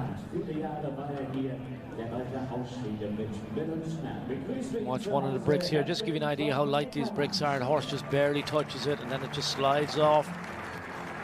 The wall is just all very light little bricks at this stage, so if you did touch it, it's actually designed to almost collapse underneath the horses just to make sure it's nice and safe. Here's a man who was on the podium yesterday in the GCL. Henrik von Eckermann is in the arena. Swede is ranked number 39 in the world. He's going to ride Minute Man. This is a 12-year-old stallion. There's his wife keeping an eye on everything. He rode Minute Man in the speed class on the opening day. He was part of the Istanbul Warriors team yesterday that were second in the GCL. They were only beaten on the clock by the Basel Cosmopolitans when it came to the 2nd round. Went in with a little bit of a lead, but finished up with a fence down, which just got caught out by a quicker team in the GCL. Really exciting afternoon, but in great form, and this horse looks very good. Been set up nicely for this class, having just popped around on Friday. Good in, great technique. Nice and patient down on the 6, just gets a little bit of leg on the last 2 strides. Another rider who makes it look effortless. That ability just to hold that balance. He has a nice contact all the time. Rides with a real supporting hand out in front. This horse just pricks his ears. Oh, he's good on the hedge. A little bit of a rub, holds him off the plank. Opts to come inside as well to the combination. This looks very good. Now let's get these 3 big oxers. 2 oxers. Vertical in the middle, oxer coming out. Then 7 strides right-handed. Big oxer here now, 4 strides home. Is this going to be our first clear round? It looks like it. Yes, it is. Brilliantly executed. Henrik von Eckermann at his very best gives us our opening clear round with Minute Man here in the Longines Global Champions Tour Grand Prix of Riesenbeck. It has taken us 16 horses to unlock this course built by Peter Schumacher, but come at the hour, come at the man. Henrik von Eckermann, Minute Man, foot perfect all the way, judged this to perfection. Had a little bit of a rub on the back rail of fence number 9, but other than that, didn't touch a fence. Horse looks an absolute picture. Opened up the stride pattern to the last, went on the 4, skips out over it. Knew he was good on the clock as well. 80.47 was the time. 82 is the time allowed. Punches the air. Now who's going to join him in the jump off? Let's just wait and see. We'll have 4 more before we have an arena break. Nice to get another one before that. This is Prix from Germany. This is Toys. She's had a great season with this little horse already. She's a winner of a 3-star Grand Prix. She's been placed in a number of big classes. He's good on the grass and he really enjoys it in here. Looked in great form when we saw him here in the Grand Prix qualifier where he finished 3rd. That was a 1 meter track, 1 meter 60 track yesterday. You can see this little guy, another ball of muscle, loads of power but lots of energy as well. So Yorne now just needs to slow him up. You can see just get straight at the end, pop in. Great technique from this little guy. 4, 5, 6, hold him off that front rail, let him stretch out over the back rail. Now she holds him out here coming around the corner, so she just wants to be able to move up after the wall. Lands 4, 5 strides again, just holds him straight. Looks very good now. Fence 9. Does that very nice. You can just see how she just dropped her shoulder when she landed, let him open on the first stride, then supported him at the end of the distance to the vertical. Oh, come on, little fella, in you come. Straighten him up, brilliantly done. Now 7 strides here. It's a big oxer, water tray underneath it. 4 strides home, or she going to go 5? She goes to 5, she doesn't jump it. She has the last fence down in a time of 78.14.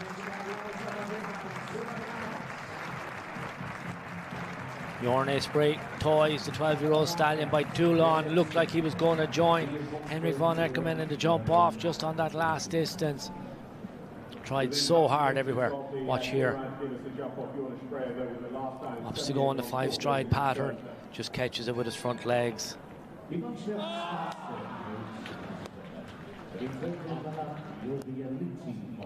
There's the CanStar support team, of which she's a member. She was on the team yesterday for them. Apologies, she wasn't on the team yesterday. She's been on the team on a number of occasions. She was on the podium in Paris for them. But she just misses out coming back for our jump off now, having had 1 fence down. The next lady to take it on is from the Netherlands, Annie Tyson. She's here with Joviality. Now just puts her hands up. She needs another couple of seconds before she wants to get the bell and get her round underway. She was one of only 4 riders yesterday that managed to jump a double clear in the GCL. She's part of the Doha Falcons team. They finished in 8th place, but Joviality and Sani were foot perfect on both rounds, the 1 meter 60 opening round and the 155. This horse is 12 years of age. It's a gelding by warrant out of a Silverstone mare. Lovely blood horse, you can see, covers the ground, great expression, ears pricked. Sani rides him with that lovely long rein, very committed and very accurate. Just what you need here to tackle this Peter Schumacher 1 meter 60 Grand Prix track. Gives him a little bit of encouragement during takeoff. Now comes to the water. Gives him a little click, he jumps that very nicely. Now just sits up, waits a little bit here. Oh, little fella. Oh, just got his head up 2 strides out. Just wasn't able to get his body in the right position. Now, unfortunately, that's kind of put pay to their effort. Great effort from this horse yesterday with a double clear. Just on the way down, just put his head up a little bit too high when he needed to be looking at the top rail. Now, Sani just put her hand up and said, thank you very much. Not happening today for them.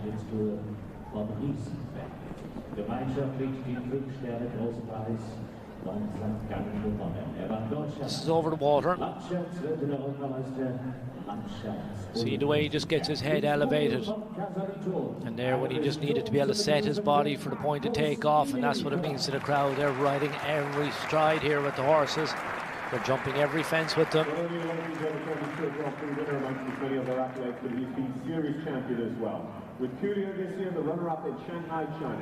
In the arena now we have for Germany one of the favourites, Marcus Enning. This is Coolio 47. Coolio is a 13-year-old gelding by Casalto out of Guidam de Revel mare. We saw him this morning with Star Gold in the 1 meter 50 jump off class. Was clear in the first round, decided to withdraw from the second. Coolio was on duty yesterday for Valkenswaard United in the GCL, jumped the first round. They finished in 11th place in that. This horse has already won a Longines Grand Prix this year. 5-star Grand Prix in Switzerland. Now moves across the arena. Nice and brave. This horse a lot of experience now. Just sits quiet. Marcus, plenty of support again. Just watch the hands, just keeping that horse off the rail and allowing him to use himself over the back pole. Again, that light seat trademark position. Straight. Up on the 5 strides, make that look so easy. Good balance. Oh, just caught the back end on the top pole of the B part. 4B is gone. Now you can see, oh, immediately just moves up on the pace. Knows you've only got one clear round at the moment. He's gone outside that vertical on his way back to the combination. I'm not sure that that's actually going to waste any time. Pops in nicely. Good in the middle. Nice and straight coming out. 6-7 strides here to the big Oxer. 4, he goes to 5 on the way home to the last fence. He's going to jump it. Finishes with a time of 81.10. Just 4 falls, and that puts him into 8th place at the moment. Only one clear round to date. That's Henry von Eckermann, and Minuteman looked like this was going to join him. Started off really smooth. Coolio looks an absolute picture, ears pricked, but watch the second part here. Just catches it with the hind legs. Good in front, good behind, but just watch the left hind leg not in sync with the right one. And just that little bit of an error, just a bit of a misjudgment. Shake it ahead. He expected that. Felt very good, I would imagine. Horse looked like he was in great form, taking it all in his stride, but just finding one rail to keep him out of the jump off. Marcus Henning and Coolio won't be coming back. We're going to still have to find who's going to come back and join us, but here's a real live possibility.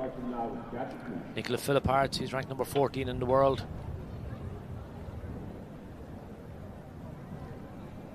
Just having a look around. This is Gadget Mouche, the 10-year-old gelding by Andiamo Semele out of Consul de Vie. This is a step up for this horse.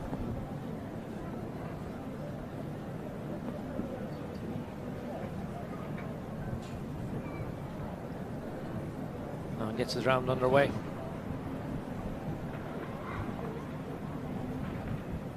This man has already got his golden ticket for the 2026 season. He achieved that in Shanghai with Katanga VH Dinghoff. He was on the winning team here yesterday as part of the Basel Cosmopolitans. His contribution was actually with this horse in the 1m60 opening round. Jumped around for 2 fences down. He wasn't part of the second round, but very much a member of the team. Remember, they have the option of swapping out for the second round. They chose to do that. That was their first GCL win, but here we go, jumping in the LGCT Grand Prix. Very nicely done out for the wall, but has the Oxer at 8A. That's on the ground, I'm afraid. Now, oh, the hedge there just puts down in the middle of it. Has the back rail and the front rail. So he's on 8 penalties as he heads back around the corner to 11A, B and C, the Longines combination. Oxer in. It's 1m70 wide. 2 strides to the 1m60 vertical. Oh, nice and straight. Keeps the balance, then lands, let the horse finish, then turns right for the 7 strides here. 4, 5 strides home. Jumps that very nicely. 80.80 is his time. 2 fences down, unfortunately. He drops into 12th place.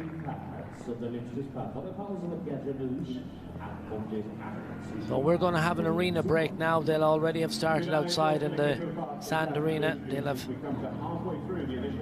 So we just see him here as he moves up after the wall. Looked like he'd done everything. Just clipped that on the way up with his front legs. Oh, just pushes it off that yellow cup, the red pole in front.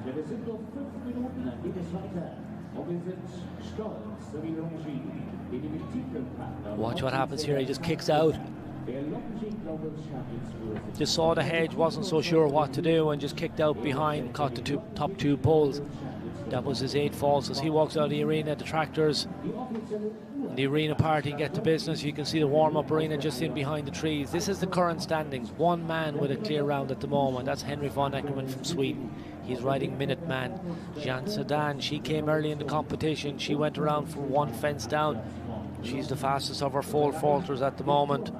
then Jorne Spree, Christian Allman. Down to Marcus Enning is the slowest of the 4 falters. So Abdel Saeed is in 5, Harry Smolders is in 6th. So here we have Jorne. This is Toys, the little 12-year-old stallion. That's him jumping the water, brilliant effort there. Looked like she was going to have a clear round.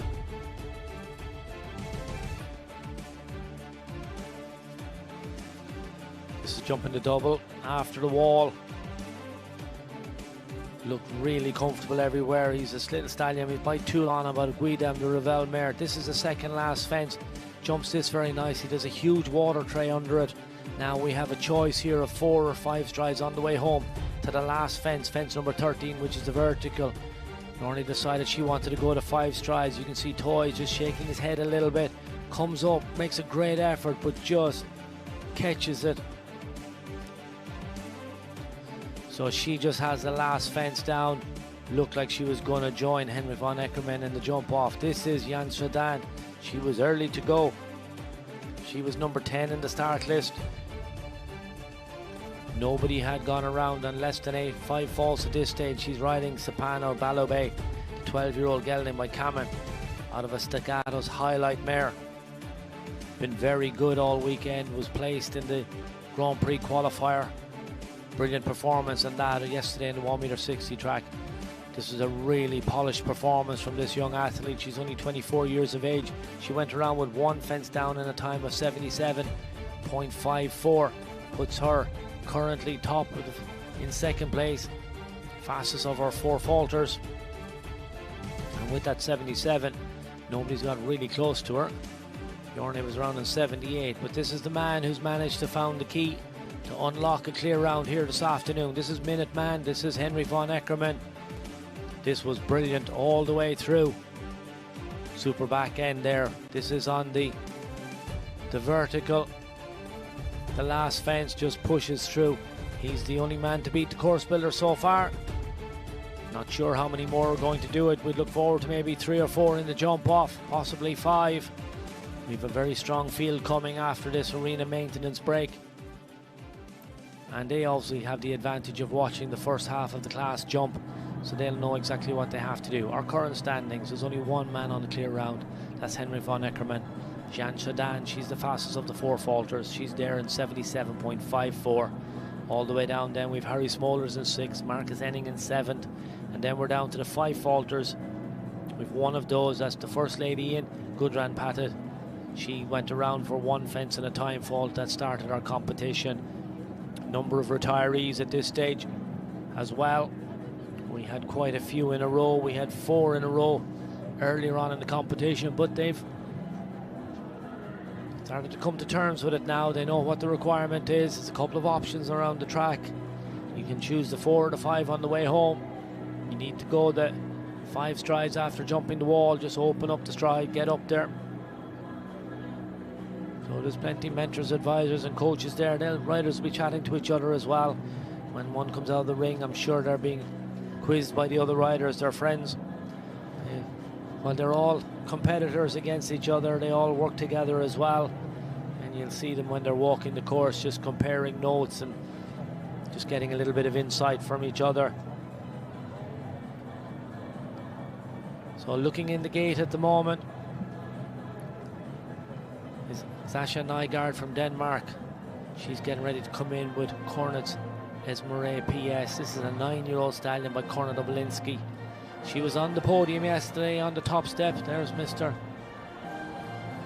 Schockemuller, breeder of so many horses. Every time you see a horse with the PS prefix, that's one that he's bred. Massive breeding operation. He's one of the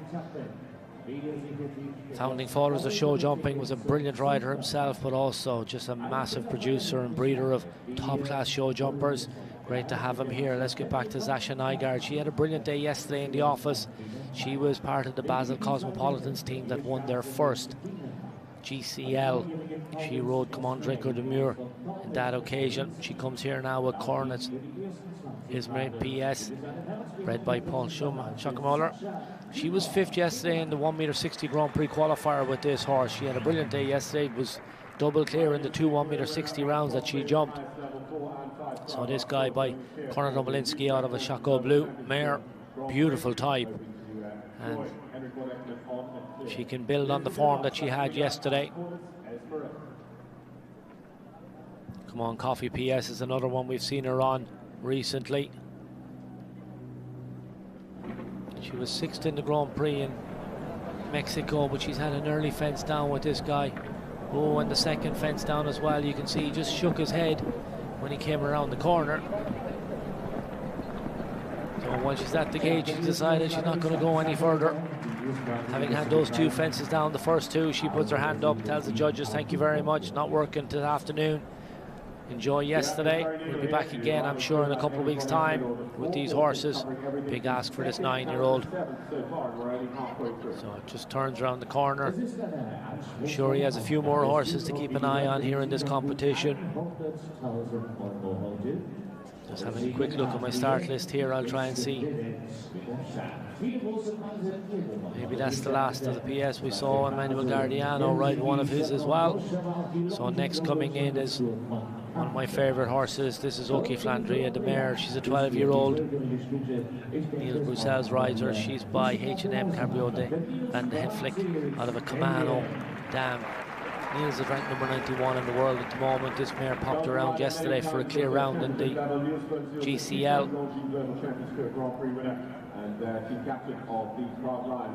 He was part of the Prague Lions.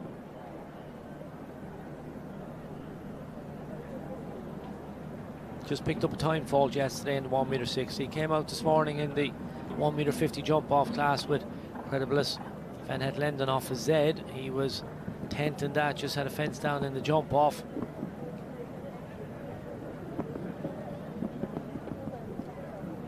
This mare has such a cool temperament. She just canters around the place, makes it look easy. You can see Niels already up onto a good canter. She's not the quickest across the ground. Needs to be conscious of the time allowed. Doesn't want to pick up a time fault. She's a really good jumper now. Nice and tight back to the water, keeps coming, sends her forward. Waits up here, it makes a little adjustment, comes up on the right lead canter. Oh, good technique in through the double verticals. Now patient on the 6, and he's done that really well. Puts a little bit of leg on as he comes to the end of the line, give her enough scope to jump the back rail. Now she's nice and brave, keep coming here at the wall, and then just open the stride again. Suvvy soft rein, just lets her travel up the distance. Now a little help coming out. This looks really good. Now 9 to 10. 4 strides here, difficult line. Oh, and again, that hedge just distracts the horse. It looks down. She has a fence down as she turns back to 11 A, B, and C, the combination.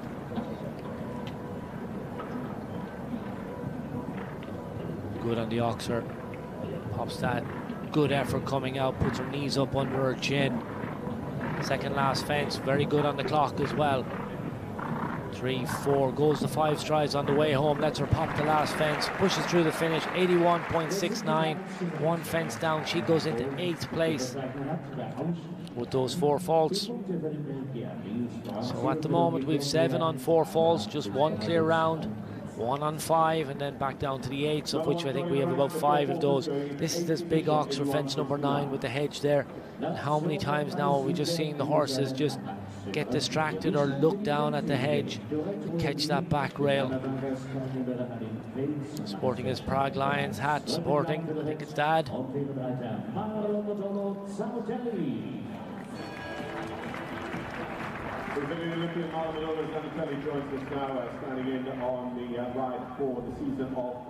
Marlon Madola Zanatelli comes into the ring. He's 38 years of age, representing Brazil, part of the Ashford Farm team, both as a rider now and as a trainer, mentor, working really closely there with Enda Carl over a long number of years now. What a partnership they have forged. We saw him yesterday also on the podium. There's his wife watching on. So we saw him yesterday. He was also double clear in the GCL. He rode this mare in the first round in the 1m60. She was foot perfect. She's a 17-year-old. She looks absolutely brilliant. Dorette OLD She's by Dollar Demure out of a Fighting Alpha mare, owned by Ashford Farm and Jana Wagner's. Now caps around the corner to the water. Double bridle on her. Now sits her up for the double verticals. Great coming in.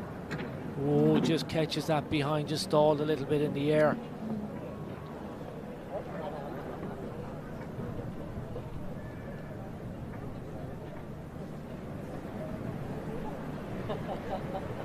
Three, four, 5 strides up to that double. Does that very nicely. Just on a really nice rhythm. Be really disappointed with that fence that he's had down earlier on. Now the hedge here.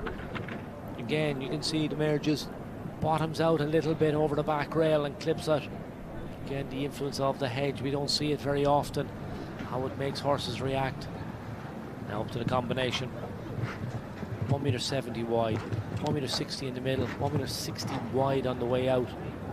It's a huge fences. Second last.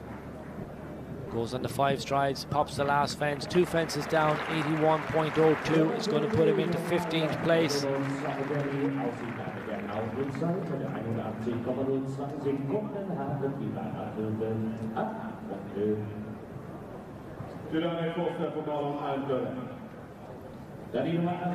just barely clips that behind. That's such a light touch. There's Enda.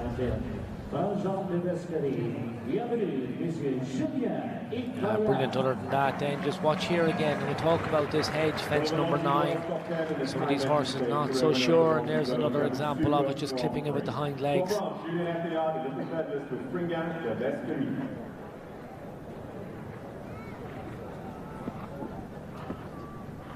So Marlon Medola Zanatelli, he trots out of the arena. So a Frenchman coming in, ranked number 52 in the world. Julien Epoyard comes in with Fringand des Vescari. This is a 11-year-old stallion by My Lord Cathargo out of a D Montesemoli. Best of French breeding. We saw this horse jump the Grand Prix qualifier, finished in 8th place. Actually had a fence down, but was one of the quickest, so that got him his ticket here. We saw him win a couple of those Grand Prix qualifiers, go very well. He won the Grand Prix qualifier in Paris, and he was 4th in it in Monaco last month. He's a previous Super Grand Prix winner in Prague, the LGCT. He's Grand Prix winner of the LGCT in Monte Carlo. He's in Saint-Tropez. He also won back in Paris and Doha, so he's well used to winning at the highest level. So he's clear round as he keeps coming now back around to the wall at fence number 7. Nice and straight. 3, 4, 5 just moves up.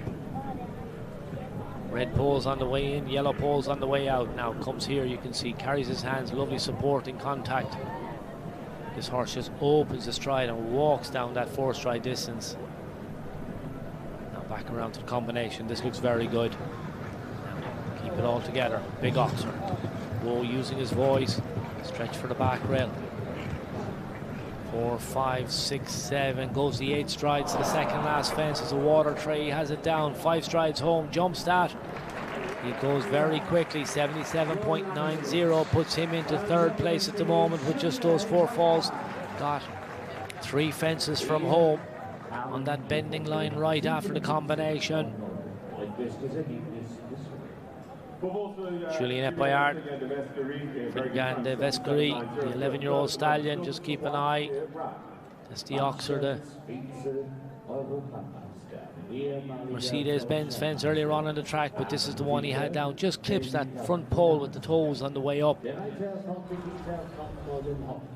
Slutak there on the right.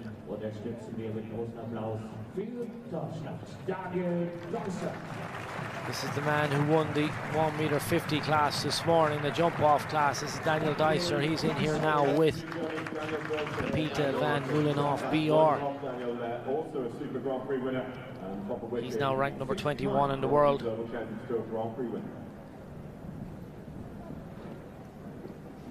So he won this morning with Davina van Langenveld.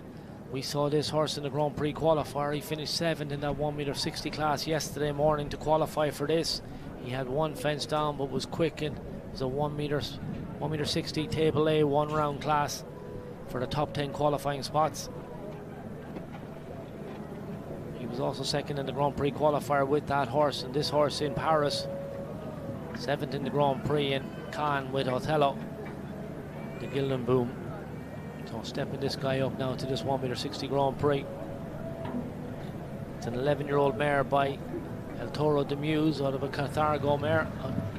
Jumps the water nicely. You can see this mare, nice expression, bounces the canter as he sets up for the double verticals. Good in, uses her technique very well. Now stays patient on the 6. Whoa. And she just a little touch on that back rail. He's going quite wide here for the wall.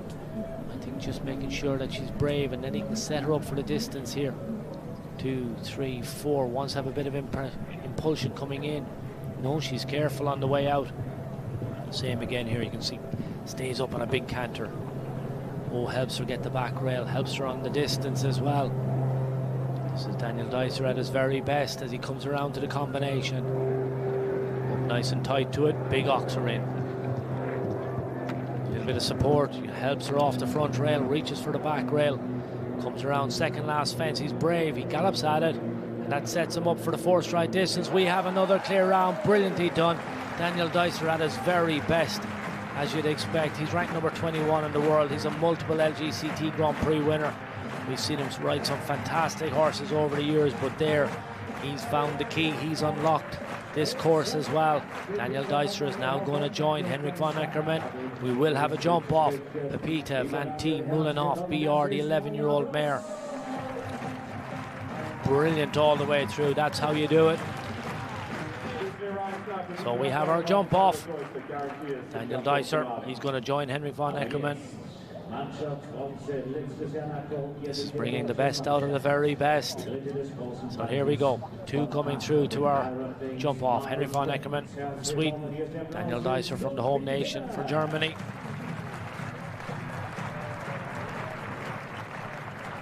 Now here's another phenomenal athlete, German rider, Sophie Hinner. She's 28 years of age now. This is My Prince, Iron Dame's My Prince. It's the 14-year-old gelding by Silver Star out of the winning mood. Sophie's a member of the Cannes Stars team. She rode Iron Dame's Combella yesterday in the first round. She was foot perfect, clear round for her, but the team didn't progress into the second round. They weren't in the top 10. They finished 14th overall. We saw Iron Dame's My Prince pop around the 2-phase class here on the opening day just to get in and get a bit of experience.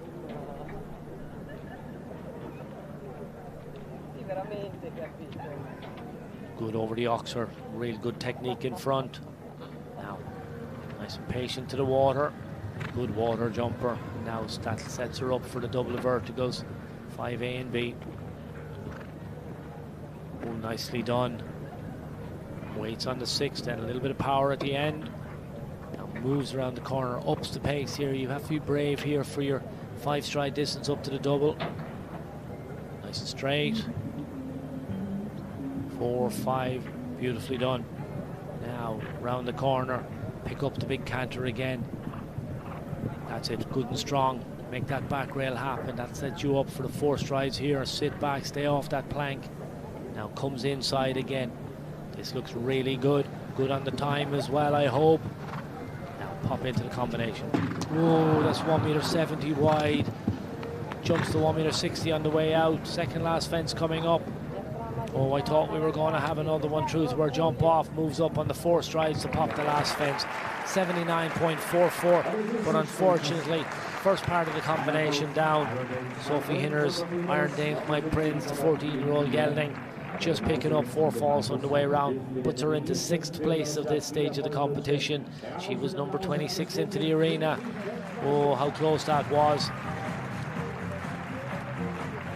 Sets up nicely. Just ahead, maybe a little bit to the left on the way in. Oh, and just clips that back rail with the hind legs. Keep an eye again, just reaches out, just doesn't open the back end.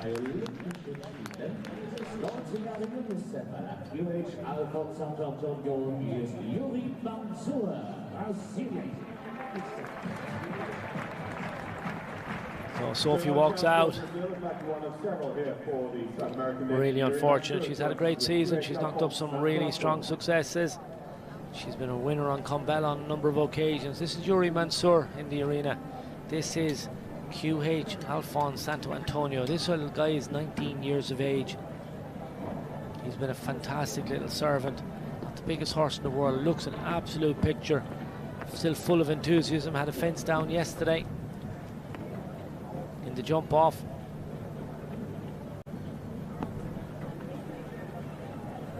We saw him this morning with Vitiki, the 18-year-old. He had one fence down in the 1m50 jump off class. This little guy jumped in the second round of the GCL yesterday for the Monaco Aces. He's had the front rail of that oxer down. Comes back to the wall now.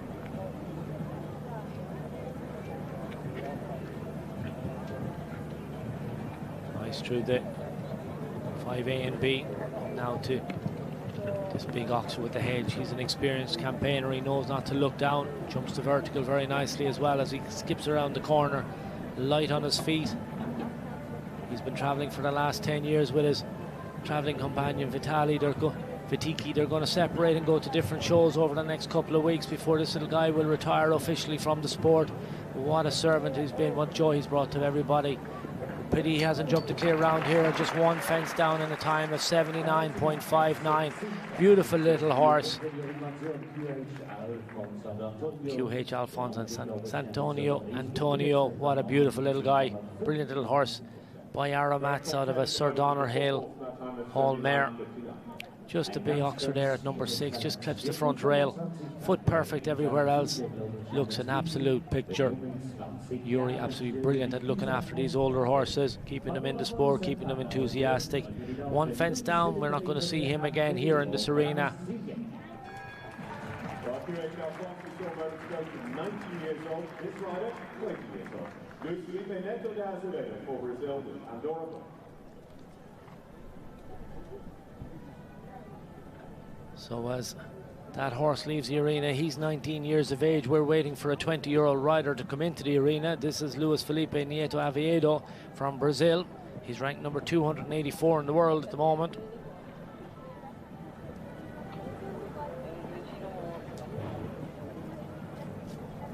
This is Pandora Boy, the 13-year-old gelding by Presley Boy. We've seen quite a bit of him over the last couple of shows. He's a really good jumper. Saw him in the Grand Prix qualifier. We've seen him in the GCL. This young man getting an opportunity now to step up to the highest level of the sport. He's had a fence down early, I'm afraid.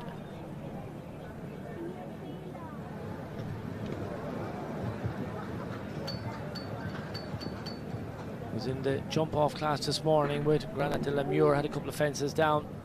This guy popped around the 1m60 class yesterday for a fence down 2 time falls. Nice to get into the ring. He's part of the Rome Gladiators. He's their under 25 rider.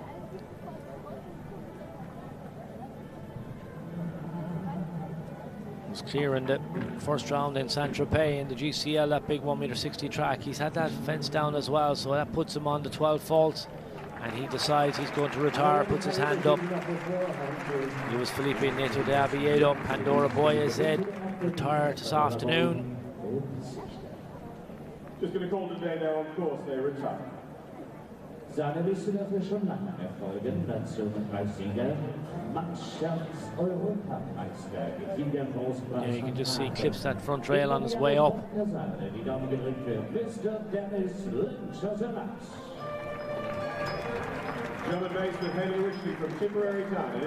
So adds to it then in the double. So decides, having had 3 fences down, puts his hand up. The next man to get the bell is Ireland's Dennis Lynch.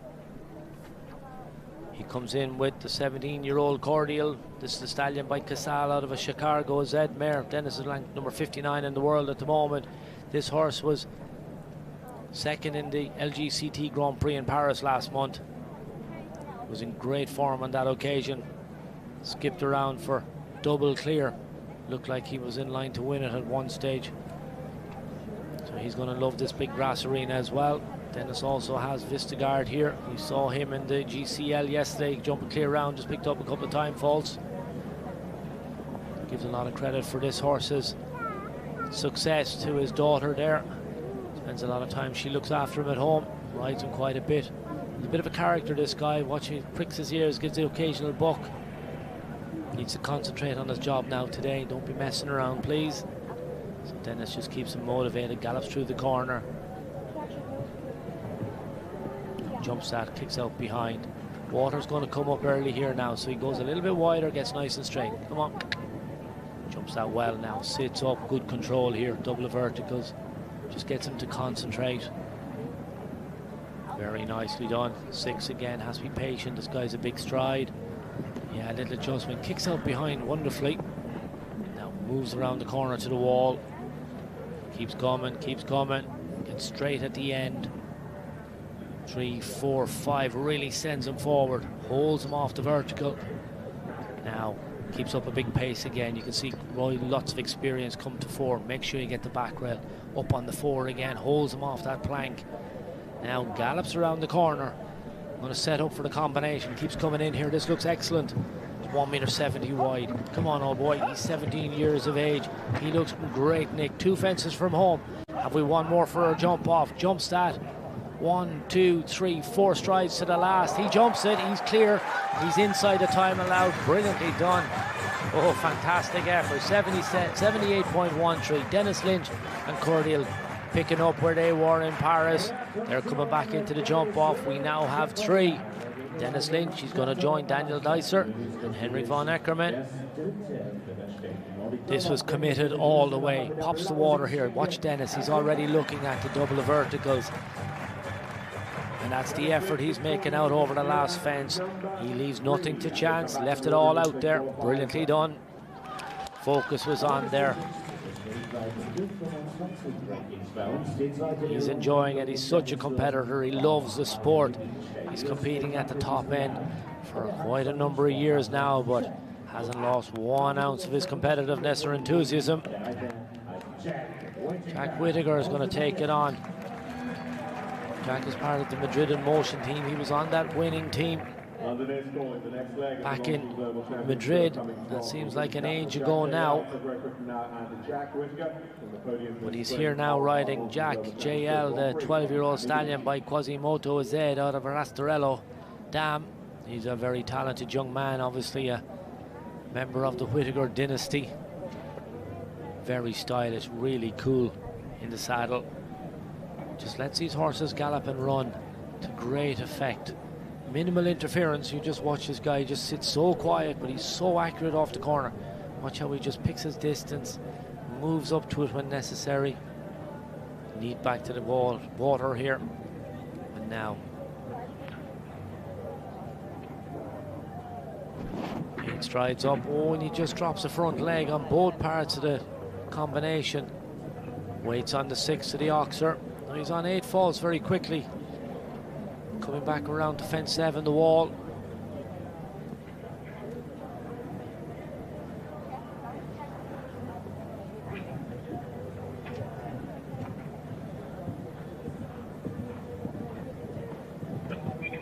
Canters down to that, just clips the back rail. Another horse that just gets distracted. No, he's added another one.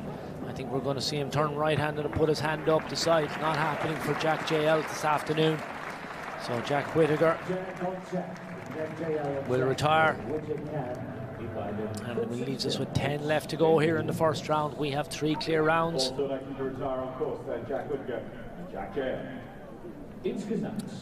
Just reaches forward on the point of takeoff on both parts, on the 5A and 5B, and just pushes them out in front of him. Interesting, having jumped the wall and just got forward in the jump, then just needed to sit back up. But if you watch Jack on his approach, he really did load the canter. He got the horse right back on his hocks. He did everything he could possibly do. Jack JL, he didn't read the script, unfortunately. Then had an extra couple of fences and decided discretion, the better part of valor on this occasion. Another German rider coming in, Kendra Clarissa Brinkrup. She's rides for the Stefex stables. This will replay Van de Paradis. It's a 9-year-old stallion by Bamako de Muse out of an Emerald Van Ruttershoff mare. She's ranked 184 in the world. We saw her this morning in the jump-off class. That was a 1.50 meter class. The Cox Trophy. She was third in that with a double clear on in time. She's had a nice warm-up this morning before she comes out here to tackle this 1.60 meter LGCT Grand Prix. Nice over the first fence. 9-year-old stallion, you can see he's quite tall, big-bodied horse, lots of scope and power. But he marries that with a lot of technique as well, particularly good behind, the way he just reaches out with his hind legs. Now comes forward to the water, stands a mile off it, there's be a big splash. Now steadies as she comes to the double of verticals. There's a wall in front of that, and it's a young horse, he's only a 9-year-old, just misread it completely and then just went high. Didn't seem to be too phased by the experience. Now comes to the wall. 3, 4, 5. Nicely done, just clips the back rail. Now just needs to regroup now before she heads to this Oxford with the hedge. Good presentation, helps him on the back rail. Comes up on the 4, bowls him off the plank. She was thinking about that inside turn. Now keeps coming. Get him in the arena here in this big grass arena. He's going to learn an awful lot this afternoon. Oxer, vertical. Nicely ridden on the way out. Just give him a little bit of support. Good on the 7. Nice and brave up here to the second last. 3, 4 ups for the 5 strides. Pops the last fence. Good technique in front. A couple of time penalties as well. So she's going to end up with 14 faults. Quickly ran into training mode when she had a couple of fences down after the splash in the water. You could see just the horsemanship or knowing exactly what she was doing. Here we go to the water. He was meant to get 1 stride further up the field before he decided to take off, but you can see it's all quite shallow. Make sure it's nice and safe for the horses. There's Daniel Dicer. He's also a Stefex rider. See the SX on his jacket. Kendra very quickly looked after the horse, coaxed him, brought him all the way home. So he'll have learned an awful lot this afternoon. She knows exactly what she's doing. You can see very good positive ride into the combination. Now a combination that's going to have everybody's interest here around the arena. They have their own fence down in the far corner of the arena. It's Christian Kukuk and Checker 47. They're the reigning Olympic champions. They also have a statue out in front of the indoor school, and rightly so. This horse is an absolute superstar. He's now 16 years of age. He's by Comme Il Faut out of a Come On mare.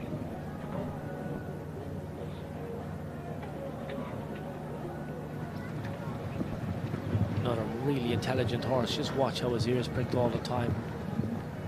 Just holds him off that, just settles down. And again, another horse, if in doubt, he'll just kick out behind. Very even up on the 6 strides. He's such an athlete, beautiful horse to look at. When you see him working on the flat, he's just so light on the ground. Now pops over that up on the 5 strides. This looks like he's on it today. Now wants a really forward canter here. That light seat, trademark position, and a lovely supporting contact. Works hard there on the 4 strides out to the tall vertical. Now coming to the combination. Now needs all the support. Reach for the back rail here. Good. Keeps the balance in the middle. Pops out. Jumps out really nicely. Now 2 fences from home. Is he going to join the jump off? It does look like it. 4 strides on the way back here. Now goes to 5. Jumps the vertical. Gallops through the finish. Now we have 1 more for the jump off. There's Ludger Beerbum. He's delighted. Christian obviously based here for so many years. Now down the road, not too far away from here, but definitely a firm favourite. What a wonderful horse he is. What a brilliant partnership they are. We now have 4 coming through to the jump off. This is beautifully done. Watch this horse's expression. He's got it all. Technique, scope, balance. Oh, nicely done. Ears pricked. Just listening to Christian as he goes down. Watch that 1 right here. Just listening to what the instructions are. Here we come, the 5 strides to the last fence. Knows this horse is careful. Again, see how he just kicks out behind. He's not going to leave anything to chance. Ludger might as well be riding the horse. He's jumped every fence with him, ridden every stride. He's enjoying this. He'll be in the jump off. Look at this horse, just so cool. Just walks out of the arena. Not at all phased, not even blowing. He's such an athlete. Well, coming in behind him is another one of the superstars of our sport. This little mare is another firecracker. This is Hello Folly with Scott Brash in the saddle. Scott is currently ranked number 3 in the world. Hello Folly is the mare that he rode last year in the European Championships, where he picked up a medal. She's an 11-year-old mare by Louis Dam out of a D Montesemeli. Scott, of course, a multiple LGCT Grand Prix winner. We've seen him ride some fantastic horses over the years. Now skips over the water. This little mare is just spring-loaded. She's very keen, just need to control her enthusiasm sometimes. She's very careful. 6 strides up here. Oh, and she's had that. Scott doing everything he could just to keep her off that top rail. Now she's going to come back right-handed to the wall. There'll be a few people breathe a sigh of relief. The riders outside, when they realise she's not going to be in the jump off, it would definitely be one you'd be concerned about. This is going to be a fantastic jump off. The quality we have coming forward here is just phenomenal. Back left-handed, looking for one of the quick 4 falter spots now. Pops into the combination. Watch this little mare, she's spring-loaded, powers out over the last fence. She's small. 2, 3, 4, 5 strides to the last, jumps that very well. 78.00 is her time. That'll put her into 7th place, just 1 fence down, keeping her out of the jump off.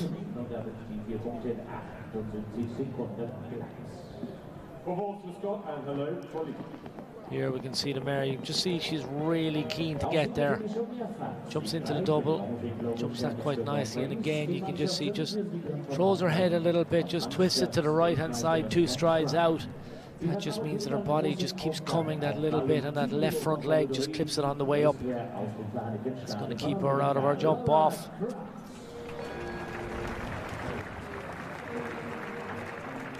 Olympic gold medalist and 4-time Longines Global Champions Tour Grand Prix winner Lauren Price and Tyler New joins us now for the USA. Scott's going to walk out with Hello Folly.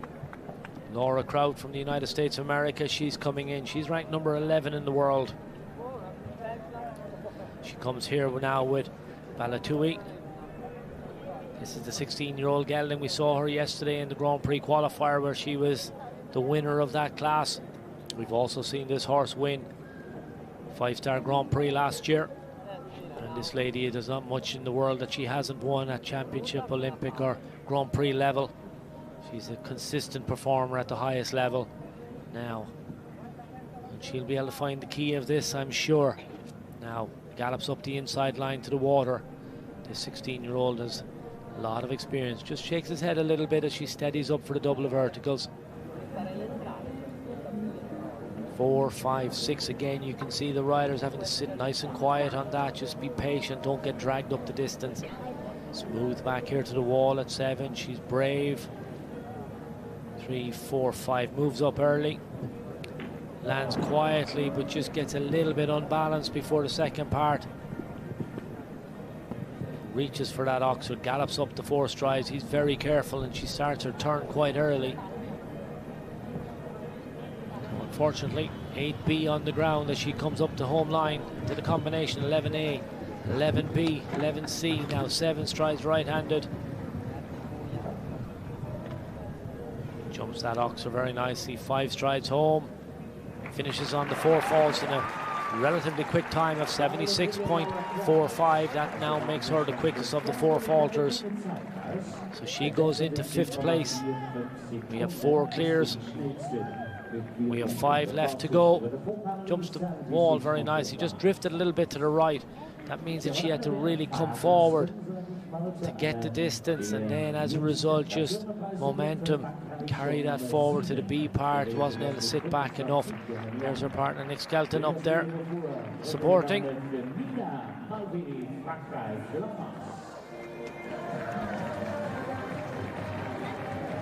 So in the ring now we should have for France Nina Malevi. She's 26 years of age. She's ranked number 7 in the world. This is Dynasty de Beaufort, the 13-year-old mare by D Montesemeli out of a Cassini dam. This is another rider who early in her career has made her senior championship debut for France. She was also part of the young rider, juniors and ponies teams all the way through. Competed in Mill Street back in a number of years ago. So a lot of experience at that level. We saw her here on the opening day. She was 4th in the Grand Prix qualifier with this horse in a fabulous clear round.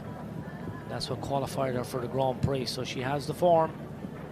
Very talented rider, very stylish. You can see just sends him forward to the water. Now this mare she's a big-bodied mare. She's a big jumper with a big stride. Use that to good effect here. Just keep it organized on those early distances. Now she's going quite wide here to the back to the wall. Fence number 7. Nice and straight. Easy on the 5. That allows her to land in. A little bit of support coming out. Now picks up a really strong canter as she comes here to 9. Has to make a little adjustment when she got there. Now Pop Stallion comes left-handed. Combination coming up. 1.53 in front, 1.70 wide. It's a huge oxer on the way in. Great balance. Quick on the feet, but just got a little bit unbalanced on the way out. Had the 2 poles on the top, so she's 4 falls as she comes to the last. She goes 5 strides to the last fence. She jumps it. She's going to finish in a time of 80.20. That 4 falls is expensive. It puts her into 12th place at the moment. 80.20 seconds is the time she travelled around in. Jumped into the combination, looked like it was going very nicely. Very good on the early part of the track. This is a very stylish rider. Look at the way she jumps in. Good. Now, horse is very good here in the middle part. So I'm not really sure what happened. Just hooked up, didn't get the push off the ground that she wanted. Look where her knees are. And just comes down on the back rail with her girth. And again, thankfully for those. Watching these horses jumping is strenuous work, I can tell you. They jump every stride, they jump every fence, they ride every stride. Up there, the supporters. It's a nerve-wracking sport for the spectators, I can assure you. We only have a few horses left to go. This is Gilles Thomas, one of the top horses in the world at the moment. This is Hermitage Cologne. We saw this horse last year win an LGCT Grand Prix. We saw him here yesterday on team duty for Valkenswaard United. He popped around that 1.60 track. Valkenswaard unfortunately didn't make it back into the 2nd round. But they were the series winners last year. Now pops the first fence very nicely. Only 28 years of age. When you look at his list of results and accolades and what he's achieved already in his career, it's amazing. Just very cool now. It sends the horse forward, getting ready for the water in preparation now. Comes at it. Nice and accurate. Hermitage just gives a little double take, reaches out, make sure he doesn't hit the tape. Very neat and tidy through the double of verticals. Patient up here and then a little power at the end. Another one of these super intelligent horses. They have the quality to join this 4-way jump off that we have at the moment. Daniel Geiser, Henry von Eckermann, Dennis Lynch. Oh, good on the oxer there. Christian Kukuk, they're all coming back for our jump off. This looks very good as he lines up for the combination. Pops in, horse has huge scope. Jumps out beautifully and waits up.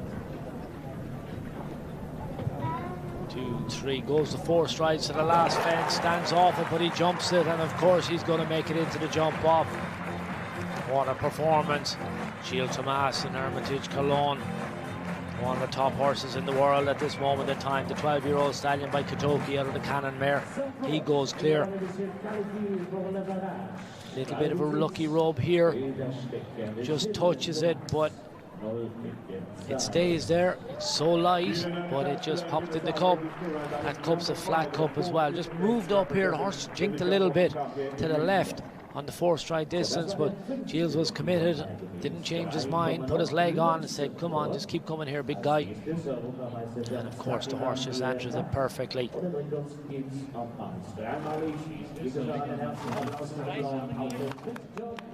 Big Pat, he's a beautiful horse, fantastic temperament, he has it all. This is going to be a super jump off. 3 left to go. Victor Bettendorf is now in the arena. Here are our clear rounds. Henry von Eckermann, Daniel Deiser, Dennis Lynch, Christian Kukuk and Gilles Thomas. It's the who's who of show jumping. They don't get much bigger than those five. Who's going to be good enough to join them? Victor Bettendorf is having a great season. He's ranked number 44 in the world. This is Gibbs Un Prince, the 10-year-old gelding by numero uno. Iso Un Prince out of a Panama 10 mare. 7th in the speed class, just warming up here. He's another rider who was double clear, one of only 4 double clears yesterday in the GCL. That was for Madrid in Motion. They finished 5th. He's a winner of a 5-star Grand Prix earlier on in the year with Hondo van de Rispen.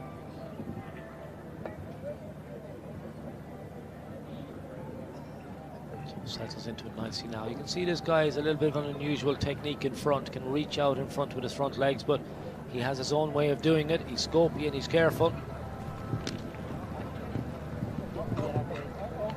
You can hear Victor just using his voice saying, whoa, whoa, just wait up here, guy, just keep the connection, keep the concentration and focus, trusts him over that, moves forward, very neat. Opts to come inside as well on his way back to the combination. Looks very good as he heads to the combination, pops in nicely. Again, using his voice, stretch to get out. He's 3 fences from home when he joined the jump off, looking very good as he jumps this big oxer. Coming on the 5 strides to the last fence. He jumps it. Yes, he does. 78.66. We now have one more inner jump off. That brings us to 6 for the jump off at the moment. With 2 more horses left to go. Gibbs Un Prince, Victor Bettendorf for Luxembourg. Continuing his good run of form. This was brilliantly ridden all the way through. Kept the focus. You could hear the connection talking to the horse all the way through, making it as easy as possible for Gibbs Un Prince.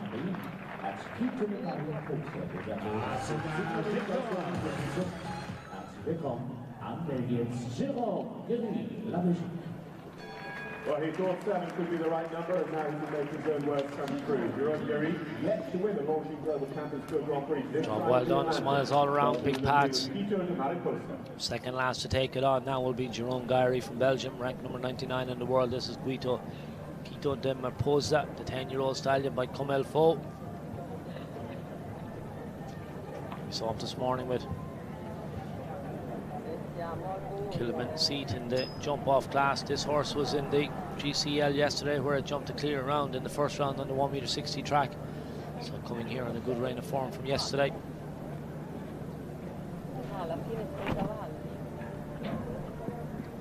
Jumped the Grand Prix in Paris last month as well with this horse.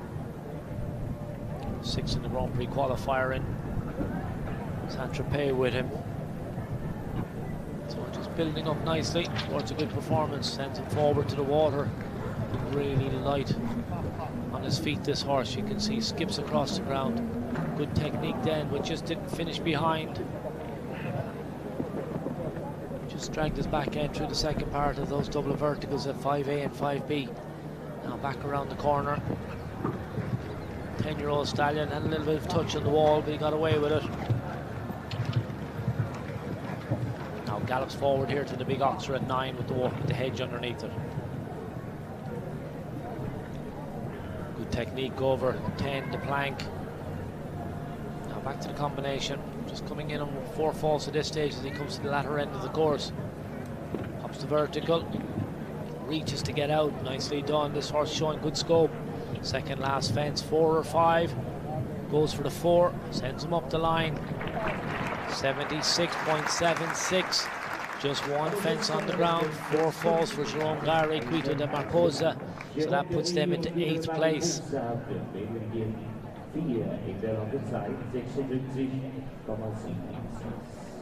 Jerome goes into 8th place behind that very, very fast 4 falls from Laura Craig and Ballast View earlier on. Jumps in very nicely, just watch it here.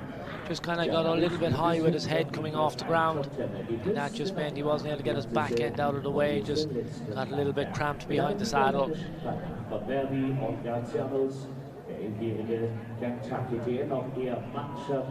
Jerome leaves the arena with just 1 fence down. I think he'll be very happy when he sees that. afterwards disappointed with the fence down, but a really solid performance from that 10-year-old stallion, moving up in the sport. So our final rider to take on the challenge this afternoon is Cian O'Connor from Ireland. He's ranked number 29 in the world. This is Kentucky TN, the 11-year-old gelding by Verdi TN. He popped around the welcome 2 phase on the opening day, just was cleared in that, but not quick enough to pick up a placing.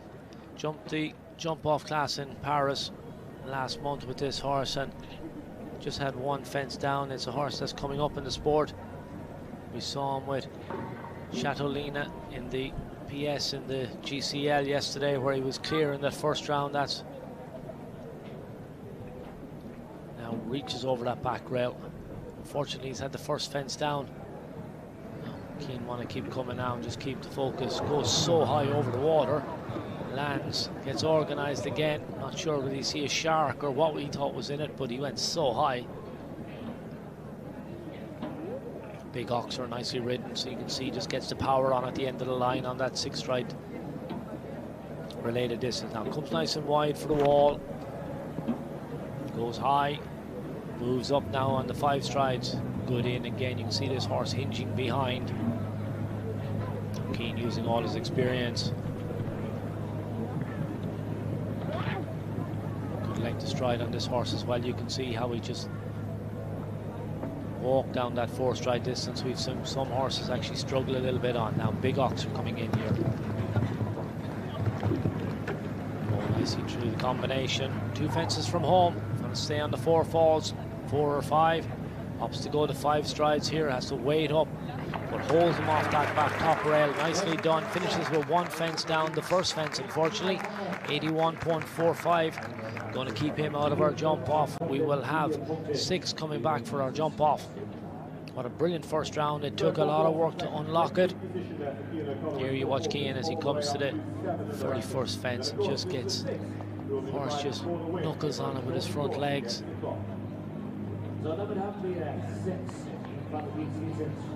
That's going to keep him out of the jump off. There's his son supporting, keeping an eye, keeping an eye on proceedings. Oh, that's how high he went over the water. That must have given him some feel. Landed, kept the balance, jumped the rest of the track really well. Long way around, having had an early fence down, but Cian kept the focus.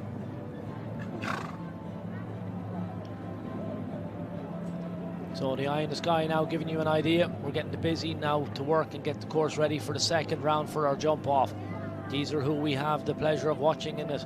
Henry von Eckermann, Minuteman will be first to go. Daniel Dicer, Pepita, Van de Mulinoff, BR second. Dennis Lynch, Cordial, Christian Kukuk, Checker 47, Gilles Thomas, and Hermitage de Colon.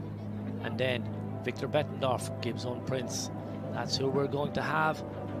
That's the running order in 7th place. The fastest of the 4 falters was Laura Kraut, then followed by Jerome Guyry with his Guido de Marposa in 8th.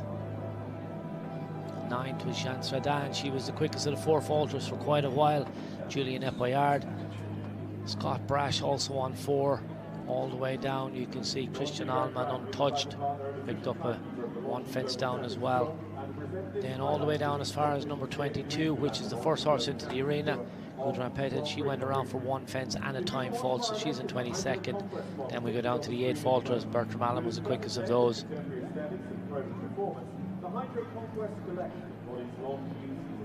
Then 1 on 12, that was Emmanuel Gardiano. Then the Clarissa Binkrop, remember he put his foot in the water and then she brought him home nice and carefully. When a number of retirees, having had fences down, decided they would call it a day, have an early shower. So we have a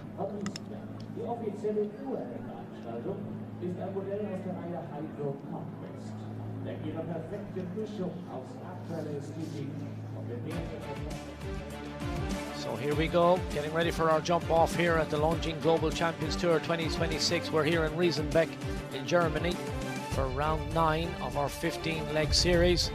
This is our LGCT Grand Prix. We have 6 coming through for our jump off here this afternoon.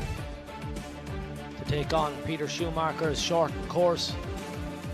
We had 40 combinations coming to post on the start list for the first round. We're here in Riesenbeck, the home of Ludger Beerbum and his phenomenal equestrian facility. It's partly cloudy, 20 degrees centigrade, 50% humidity, 21km/h breeze.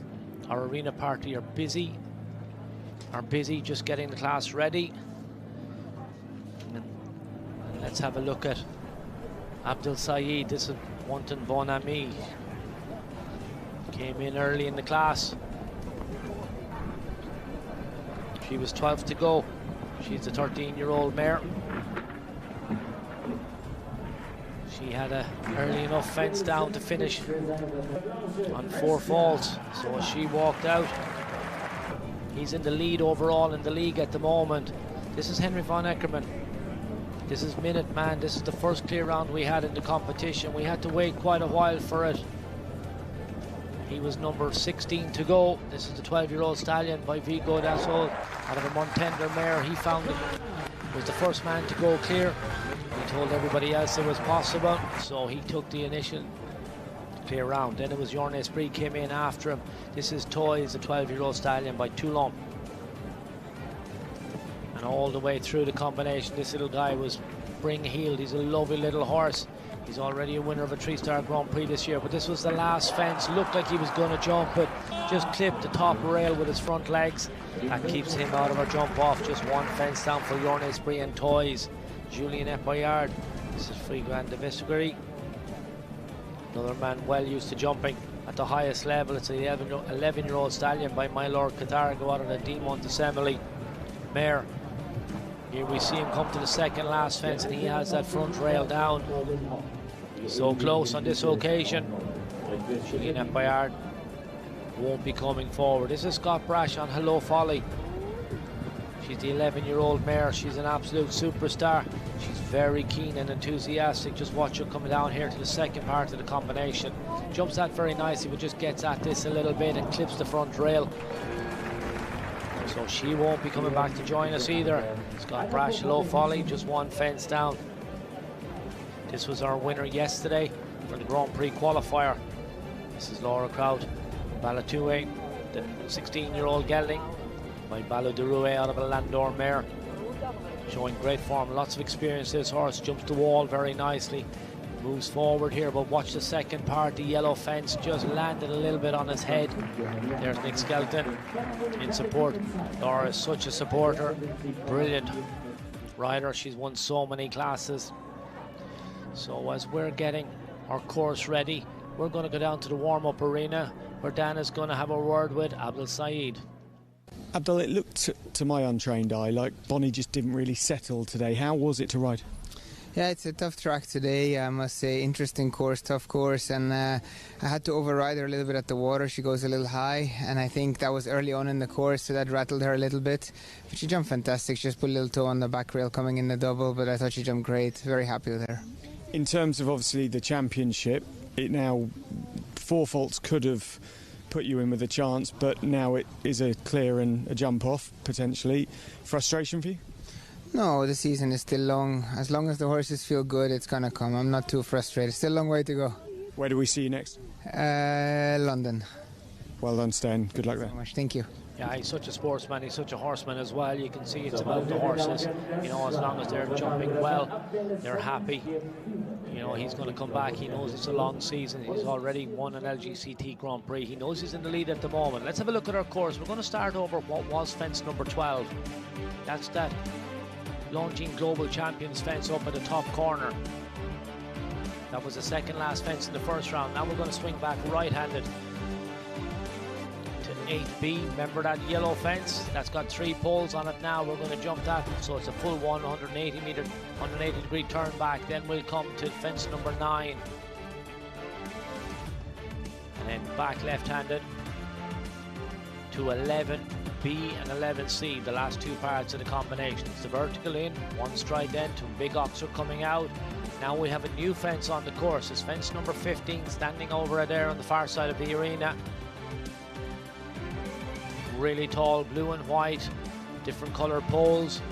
Then there's a distance here. It walks 8. I expect they'll be galloping down there in 7. to what was the first fence in the first round, and back left-handed to the last fence. It's the Longines vertical. That's what we're going to finish over. That's fence number 16 on the very far side of the arena. So you can see our course builders bringing us from one end to the other. Roll back, option to leave out a stride, jump the fences on the angle. There's the man in charge. Just getting the final touches here now before we'll get the first of our horses into the arena. 6 to go. What will the strategy be? And these guys are so competitive. Henry von Eckermann is going to be the first man in. That's with Minuteman. He was number 6.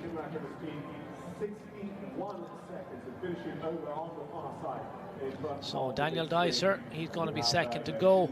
And Dennis Lynch is in third place. Christian Kukuk is in fourth at the moment. He'll be fourth in. We're just getting word from the judges' box that Gilles Thomas has decided to withdraw Hermitage Cologne. He was meant to be the second last, so that's going to move Victor Bettendorf up. He will be the last one to go. So we will have 5 coming forward to contest this jump off.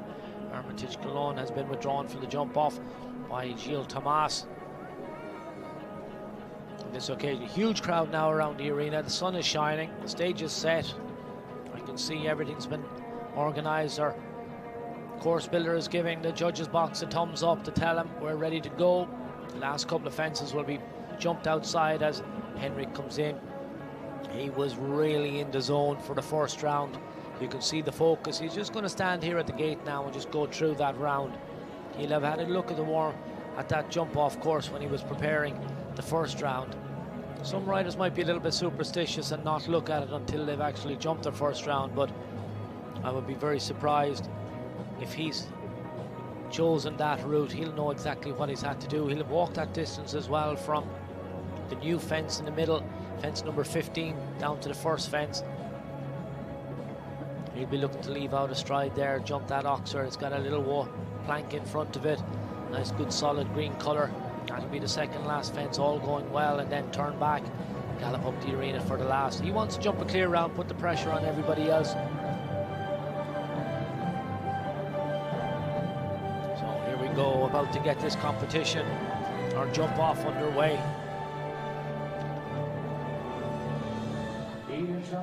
So he comes in, he's going to have a minute or two before they ring the bell. Give him a chance to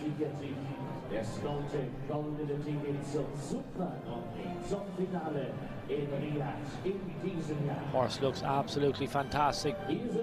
Lovely shine off his coat, lovely expression. No martingale, just a little elevator. Single rein. You can see the little rubber marker on the reins as well. That's just a marker for the rider, just to make sure that the reins don't slip as they go through the course. Henrik, of course, has that really distinctive style, hands out in front, nice supporting contact. There's the master of Riesenbeck. What a career he had himself. There's very little he hasn't won as a competitor, and now as a coach, trainer, mentor, has done such a job and produced so many top-class riders. I see a number of young Irish riders here as well, Kieran Nallen and James Smith, Connor Smith here as well, competing this weekend. What a great place to learn. So keeping a watchful eye on everything, of course. Checker 47 in this jump off. He'll be keeping an eye on Henrik to see what's to happen, and then he'll report back to Christian Kukuk. So now gets ready for the first fence. Pops that fence number 12, back right-handed. Very tight back here to the vertical. Now opens the canter. Jumps that oxer, turns back very quickly. We have 2 parts of the combination here. Vertical in, oxer out. Straight through the middle. Now he's opted to go for a clear round. Not super quick, just very neat and tidy. Goes on the 8 strides to the first fence, now back. You can see he's going to put pressure on everybody else. Have a clear round. Make everybody else beat you. Henry von Eckermann, he jumped the first clear round in the first round. He goes clear in the second round. Sets a standard with a time of 41.83. He knows this has taken a lot of effort out of the horses. He knows jumping a clear round here will give him the advantage. He's first to go. Now go quicker if you want. He doesn't waste any time in the air, doesn't waste any time on the ground, just didn't rush the horse. Nice technique over 15 then. This is where he opted to move up on his way down to fence 1. There's his wife Jannica. So advantage now to Henry von Eckermann, double clear. The Longines Global Champions Tour Grand Prix of Riesenbeck. No more he can do now, just go out, cool his horse down and wait out and see what the rest are going to do. The next to take it on will be Daniel Dicer.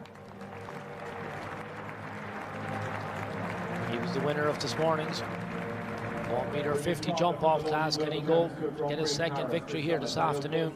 This is Pepita Van T. Mulenoff BR, the 11-year-old mare by El Toro de Muse out of a Catargo. Christian Allman keeping an eye on proceedings, didn't make it into the jump off with untouched on this occasion. This horse is a very nice way of going, lovely and light on the ground, good power coming through from the hind end. Look at that inside hind leg. Comes off the left rein to the first fence. That allows him to come across it a little bit. Tight back here. Moves through the corner. 9 strides. Now back left-handed. He's up on the splits at this stage. Now double coming up. Vertical in. Oh, he's brave. Comes out on the right-hand side. He's taking it on. He wants to be... He's rolling the dice. Now Jumpstart comes across to the first fence. Just sits up a little bit. Gets nice and straight. Skips over very nicely, right-handed. Up to the last fence, it's the vertical, it's the Longines vertical. He jumps that, he goes well into the lead. 36.34. Daniel Dicer takes over the top spot of the podium. 36.34. Daniel Dicer Pepite. Van T. Mulenoff BR, he now goes into the lead, jumps that on a real angle and gallops up here, slows up, makes sure he stays nice and straight. Give that lots of respect, then lands as quick as he can, doesn't lose any momentum coming around the corner, then squares up, super right down to the last fence again, look nice and straight, gives the horse every chance to jump it. It's an 11-year-old mare, she's answered all his questions, that's a double clear for Daniel as well. Nerve-wracking, but well done to the team.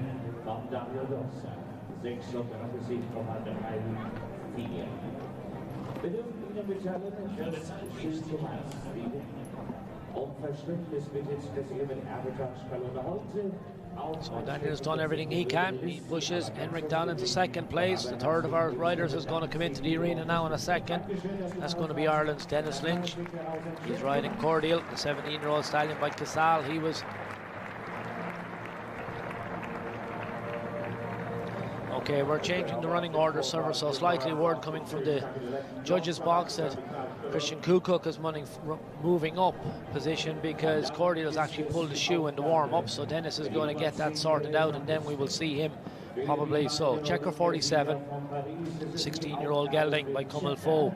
He's on home turf here. Well, he's moved down the road recently, but spent a lot of his career here.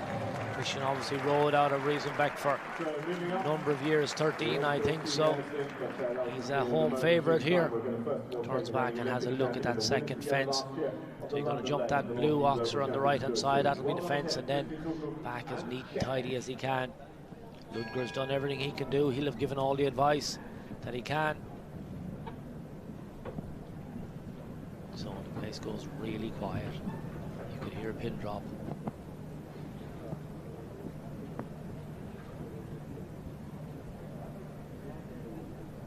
He's going to come in off the left rein as well. That'll allow him come across that first fence.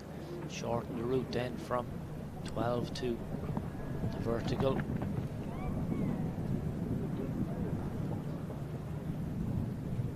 Now jumps it on an angle.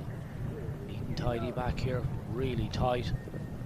Checker 47 reads it perfectly. Now he moves up the canter. Coming across fence 9. Jumps that, drops in left-handed. Two parts of the combination, 11B, 11C. Rolls up in around the upright. That's very quick. He's slightly down on the time. I hope he's going to make it up. He has done.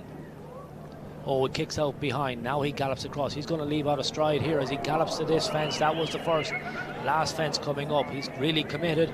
gallops around the corner. Look at the horse, ears pricked, he jumps to last. Can he go into the lead? Oh, he doesn't, he's just outside. What a brilliant effort. Christian Kukuk, checker 47, they did their very best. They stopped the clock in 36.82. They go into second place. Daniel Dicer holds his position in first at the moment. Done everything he could. He looks up at the clock. Here you can see this is committed. So tight back here into the combination. You can't get any closer to the wings. Look at that. Opens the inside ring, gallops around the corner fast as he can. That's brilliant there. Left out of stride now. Gallops here to the last. Watch this horse. He knows exactly what he's being asked to do. Could do no more. Gallops through the finish. Ludger, he knows what it's about. There's Christian's wife up behind. She's jumping every fence as well. Oh, great performance. He goes into second place. We have a little bit of a delay. No, Dennis is in the arena, I can report. Cordial is a 17-year-old stallion by Casal. So we have a German 1-2 at the moment. Sweden is in third place with Henrik von Eckermann. Dennis Lynch from Ireland, he's about to take on the challenge. This horse is second in Paris.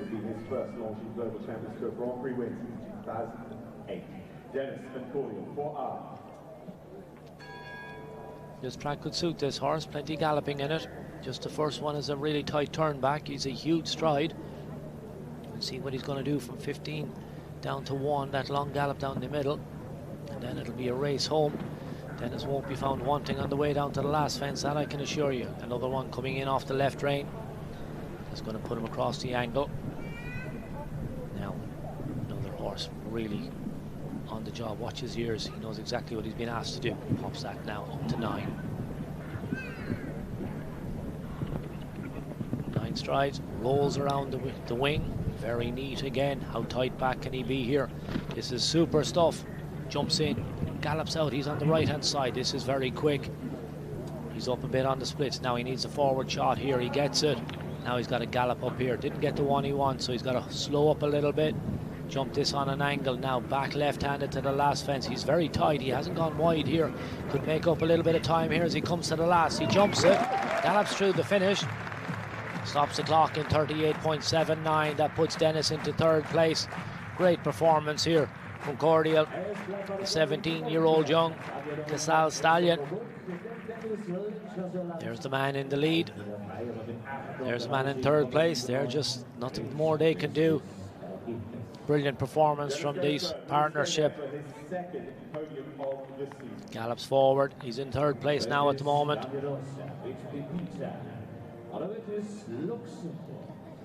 So Christian Kukuk's in second, Dennis Lynch is in third, Daniel Dicer is in first at the moment. That's the running order. We have just one more to go, remember. Gilles Thomas has decided not to run Hermitage Galon, so the last to take it on is going to be Victor Bettendorf. Gibson Prince, the 10-year-old gelding by number 1, Du Prince. So just getting a second, just check everything. Gibson Prince looking rather keen. He knows exactly what's happening, so he's after getting the bell. Going to jump it on a serious angle. 7 strides back to the second fence. Now he gallops across the arena. Got to drop back left-handed, puts an extra stride, sets up the turn. And a lovely soft contact. Now pops in here, comes in on the left. He's going to come out on the right. You can't get any tighter than that. Now keeps the balance through the corner. Gets the shot he wants. That's quick. 6, 7 strides, very smooth to the second last. Now can he keep the balance? Can he get quick away? Straighten up, keep an eye on the clock. This looks very, very good. Can he do it? He gallops through the finish. Yes, he does. 35.37. We have our winner of the Longines Global Champions Tour Grand Prix of Riesenbeck. Last to go in, Victor Bettendorf from Luxembourg. Gibson Prince. They make it all the way through. 35.37. He's our winner. What a performance. Brilliantly done. Gibson Prince, he's the 10-year-old gelding by numero 1, Du Prince. He salutes the crowd. This was brilliant. That's the first fence. Jumped it on an angle. So neat and tidy everywhere.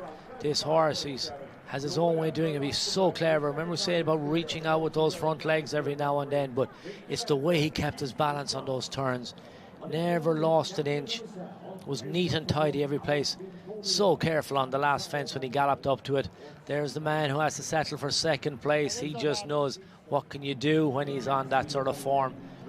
This is the first LGCT Grand Prix victory for this man, if I have my statistics right. He's a very popular competitor, so he's just going to cool that horse off. We're hopefully going to get to hear from him before we end our production. What a brilliant performance. Victor Bettendorf, Gibbs on Prince, he's the winner. Here's our official result. So in first place, Victor Bettendorf from Luxembourg. In second place, Daniel Deisler from Germany. And in third place, Christian Kukuk, also from Germany. What a brilliant competition. 40 horse rider combinations entered in the competition. We ended up with 6 of them jumping clear in the first round. 5 of them coming forward to compete in the second round, and what a brilliant jump off we had, all going clear. Victor Bettendorf last to go, using that to great effect, knowing exactly what the challenge was, had seen how the other guys had done it.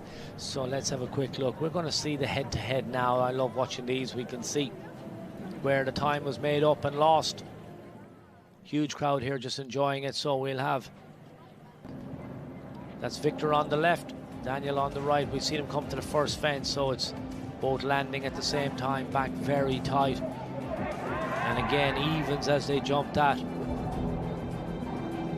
one of the arena parties scuttling out of the way for Victor. Didn't upset him though. Now they both gallop around here.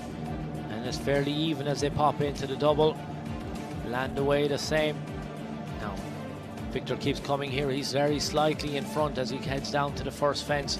You see, he's just off the ground, just a split second in front of Daniel, but it's the balance that he keeps coming away from that fence as he gallops up to the last. Just gets his nose in front, wins by 0.97 of a second, just under 1 second. And it was on the run from the second last to the last fence where he was able to make it up. Gibbs on Prince really light on his feet, great balance as he turned around the corner. So there he is, congratulating Groom. Now he can take off the air jacket. He's going to have to get a rug on and get his sash. So really popular with everybody. He's going to get a lot of congratulations. We may have to wait a while before we get him into the ring for the presentation. There'll be a lot of people wanting to say well done to him. So our arena party have a podium to get organised. We'll have a presentation party to get sorted as well.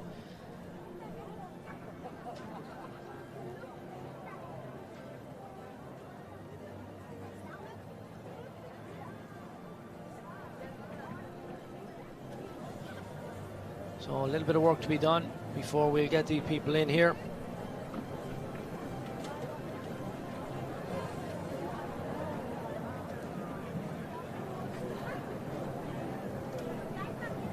That's the castle just down the road here.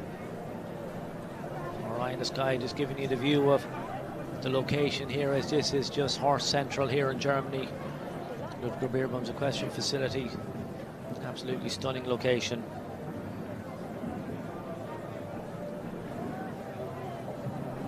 However, we're going to hang around and enjoy the presentation. You can see our podium being erected as we speak.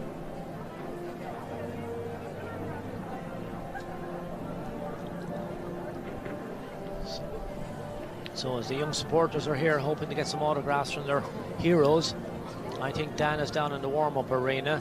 He may be there with Victor Bettendorf, and we're going to hear what it's like to win the LGCT Grand Prix of Riesenbeck. Over to you, Dan.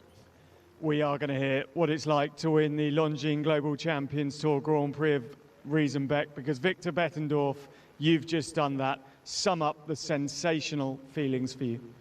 I know the horse is a superstar, but I thought he's not really ready to go quick in a jump off. I had a good feeling 1-2, so I said I'll give it a go. Worst case scenario, I'm 5th and I will still be happy, but winning is even better.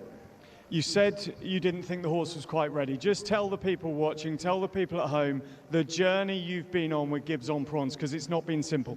No, but we bought him beginning of last year. When I tried it, it was an amazing feeling. I always believed in the horse, but last year I went a little bit too quick, too high. The it was not fair for the horse, so we had to go back up again and go a little bit slower. And now it starts to pay off that we made a few months smaller classes and building him up. It was the hottest of jump-offs. You took nearly a second off Daniel Deusser, which won't have gone down well here in Germany. Where did you feel you made up the time on them today? Honestly, I have no idea. Because I saw Hendrik, he was quick, Christian was quick, Daniel was quick. And I said, okay, maybe I'm going to be quicker than Dennis, but I've never thought I would quick enough to win. And just a quick comment on this venue, because it's so horse-centric here in Riesenbeck. It really is a special arena and a special venue. Yeah, I think it's amazing. I've never been here. I think the crowd is fantastic. They cheer for every rider. Ludger has done a fantastic job for our facilities like we have. No, it's a pleasure to be here, and I hope I will be able to come back the next few years. So a golden ticket to a Longines Global Champions Tour Super Grand Prix, again in Riyadh, where you won in 2024. How much are you looking forward to that now? Yeah, not really now. I will enjoy a bit that we win today. And then we will make a plan for the rest of the season, but I will have a horse ready for the Super Grand Prix for sure. Ladies and gentlemen, your Longines Global Champions Tour Grand Prix winner of Riesenbeck 2026, Victor Bettendorf and Gibbs en Prince. Yeah, he's adding to his previous LGCT Grand Prix victories. He was also the winner in Rome back in 24. That was with Foxy de la Roque. He went on then to Riyadh and win that Super Grand Prix with the same horse. He's a very successful rider. Now he's got another horse back at that level that he can be so competitive with. Gibbs en Prince really stepped up today and looked so comfortable.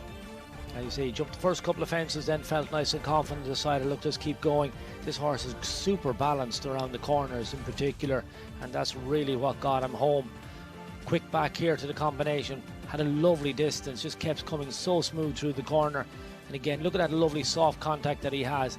Just feels it and lets the horse finish the jump behind, and then uses that athleticism, opens up the front end when he goes to that big oxer. But this is where he won it. Was able to just get away from the back of that fence so quickly, and again, that ability to come down at that speed with such a light contact, so accurate, brilliantly done. This is going to add to his collection. He's already after winning a 5-star Grand Prix earlier on in the year. This is his second 5-star Grand Prix of 2026. 24 was a great season for him. He goes from strength to strength, and now he has a horse that's good enough to compete at the highest level again. Abdel Saeed, he's going to stay in #1 in the overall rankings with 187 points. Max Kuhner, 159. Then we go to Edwina. She's tops Alexander. She stays in 3rd.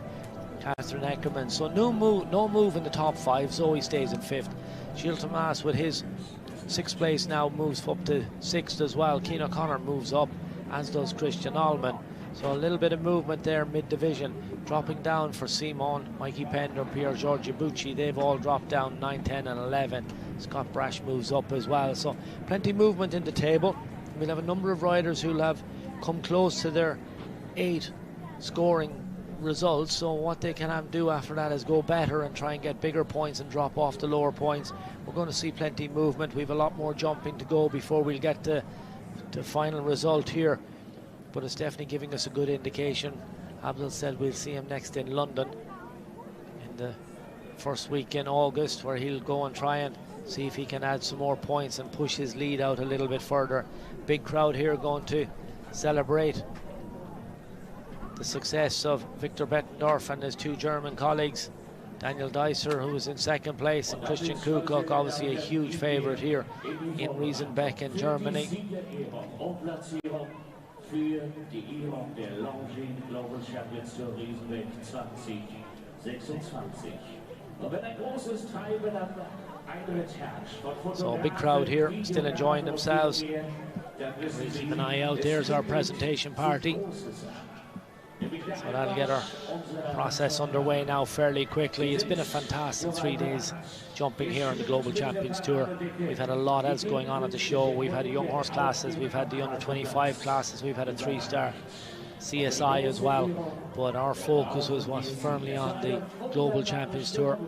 CSI 5-star Longines Global Champions Grand Prix here. Our GCL yesterday was a win for Basel Cosmopolitans, their first of the season. But we're going to celebrate Victor Bettendorf's success here in this Grand Prix, the Longines Global Champions Tour of Grand Prix of Riesenbeck 2026. He comes into the applause of a really knowledgeable crowd. Gives on Prince, 10-year-old gelding.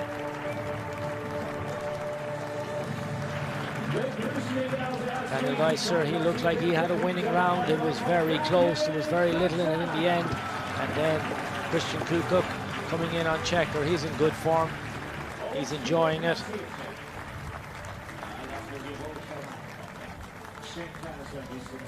Great to see these horses in such good form this time of the year. These guys work hard, and grooms are just fantastic how they look after these animals. The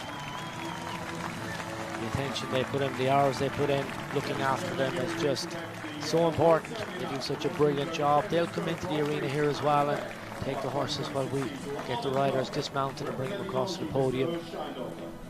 So there's the man in first place, Gibbs on Prince. 10-year-old Victor Bettendorf from Luxembourg. What a great day. He's ranked number 44 in the world at the moment, having a very good season.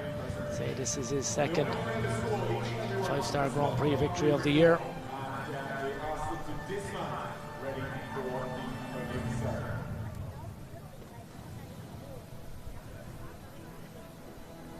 So we get our riders dismounted. So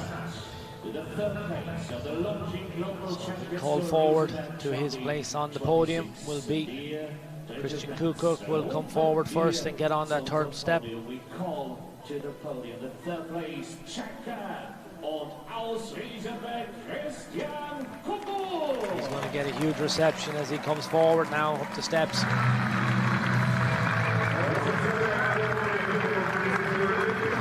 Really enjoys the sport.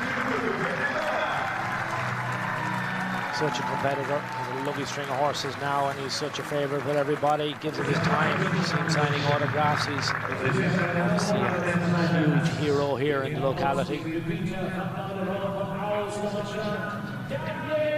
Another rider from the top drawer, Daniel Geiser. He's ranked number 21 in the world at the moment, riding for the powerful Stefek stables. Peter van de Moulinoff DR, owned by. And now coming forward, the man who's victorious today.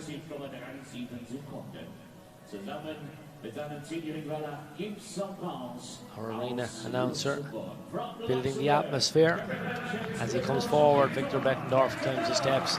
He's going to get on the top step as the winner here today of the Longines Global Champion Tour Grand Prix of Riesenbeck 2026. This is the 20th anniversary. Going from strength to strength. Brilliant performance. Gibbs on Prince, worthy winner today.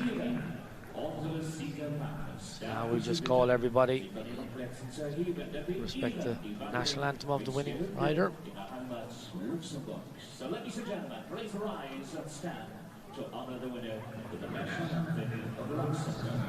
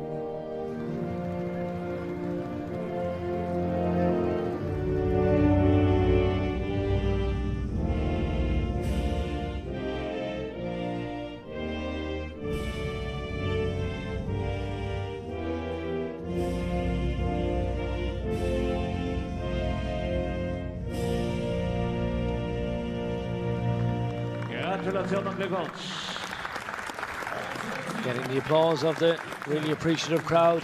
They know they're show jumping. They've really appreciated what they've seen this afternoon. Congratulations to our course builder, Peter Schumacher. He built a fantastic course.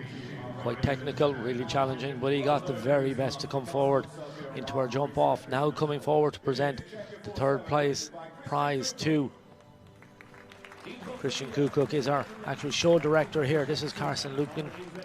He's the show director. He's the man responsible for putting this all on here. He's had a mammoth task. He has a brilliant team working here with him, and he's done a superb job over the weekend. Congratulations to him and his team. It's been a wonderful weekend sport. So Carsten there. Now coming forward, Ludger Beerbaum is going to present the second place trophy. He hands that over to Daniel Dicer, congratulating everybody across the way. So Ludger, he's the man behind Riesenbeck and Riesenbeck International. He was such a successful competitor himself, and now bringing so much else into the sport, looking after everybody, young riders, and has such a team of horses. What a fountain of knowledge, and what a legacy he's building here in Riesenbeck. So coming forward with this wonderful timepiece, representing Longines is yours, Schneidendorfer.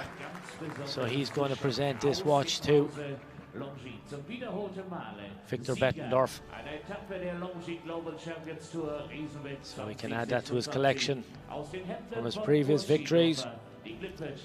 So he receives his watch. And now just one more trophy to present, and coming forward to present that is Mr. Jan Tops. He's the president and founder of the Longines Global Champions Tour. So he's going to come forward and give Victor his trophy as the winner here of the 2026 Riesenbeck Longines Global Champions Tour Grand Prix. 20th anniversary. What a series, what a performance. It's going from strength to strength. A couple of photographs to be taken. Trophies held aloft. We've had a great weekend sport here. Congratulations to all our winners. René Dietmar, Convert Kirk, Amazon Cosmopolitans, Laura Kraut, Daniel Dicer this morning in the 150 jump off. It's been great sport here all weekend, but the winner of the big class is Victor Bettendorf. Christian Kukuk quickly to Champagne. Daniel's not too bad either. They're enjoying themselves. They can celebrate. No more horses to be ridden, so they can enjoy. Congratulating each other. Job well done. They can taste some champagne. We have one more formality. Couple of photographs to be taken, and then we'll just have our lap of honor when we get them back up on the horses.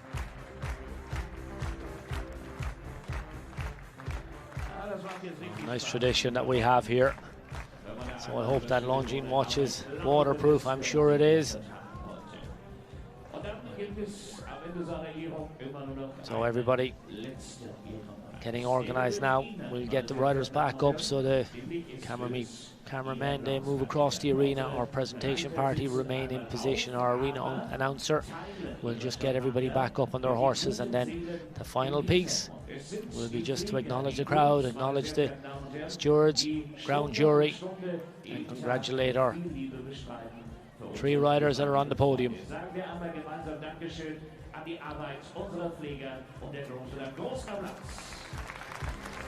So in third place we had, can we get him up on checker? I hope we do. That's Christian Kukuk, checker 47. They had to settle for third place this afternoon. He's in the saddle, I can report. In second place we had Daniel Dicer, Pepita Vanti Mullenhoff BR, the 11-year-old mare by El Toro de Muse. But our winner here today in Riesenbeck was Victor Bettendorf on the 10-year-old Gelding by Numero Uno Dusu Prince. Out of the Panama 10 mare, there's Gibson Prince, Victor Bettendorf. He has the pleasure of leading them off on the lap of honor. So he's going to come all the way around. You can see there's a huge crowd here, very appreciative, really enjoying it. Checker is really enjoying himself, bucking and kicking as he goes around the arena. They come up past the grandstand. They're getting a huge reception here from everybody. It's been a wonderful weekend sport in this fantastic facility here in Riesenbeck. Victor is heading around the arena for the second time, down by the far side by the VIP. So from me, Tom Frayne and all the team, thank you very much for joining us. We look forward to seeing you again soon. Hier ist der Sieger!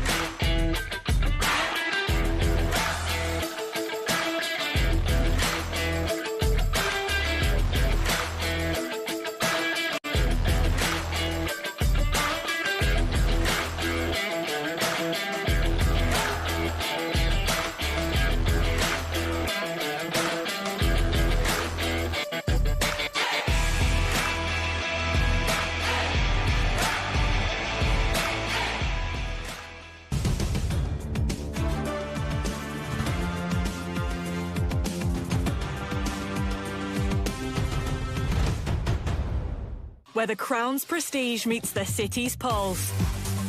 London. Refined power. What a brilliant performance. Urban grace. Success.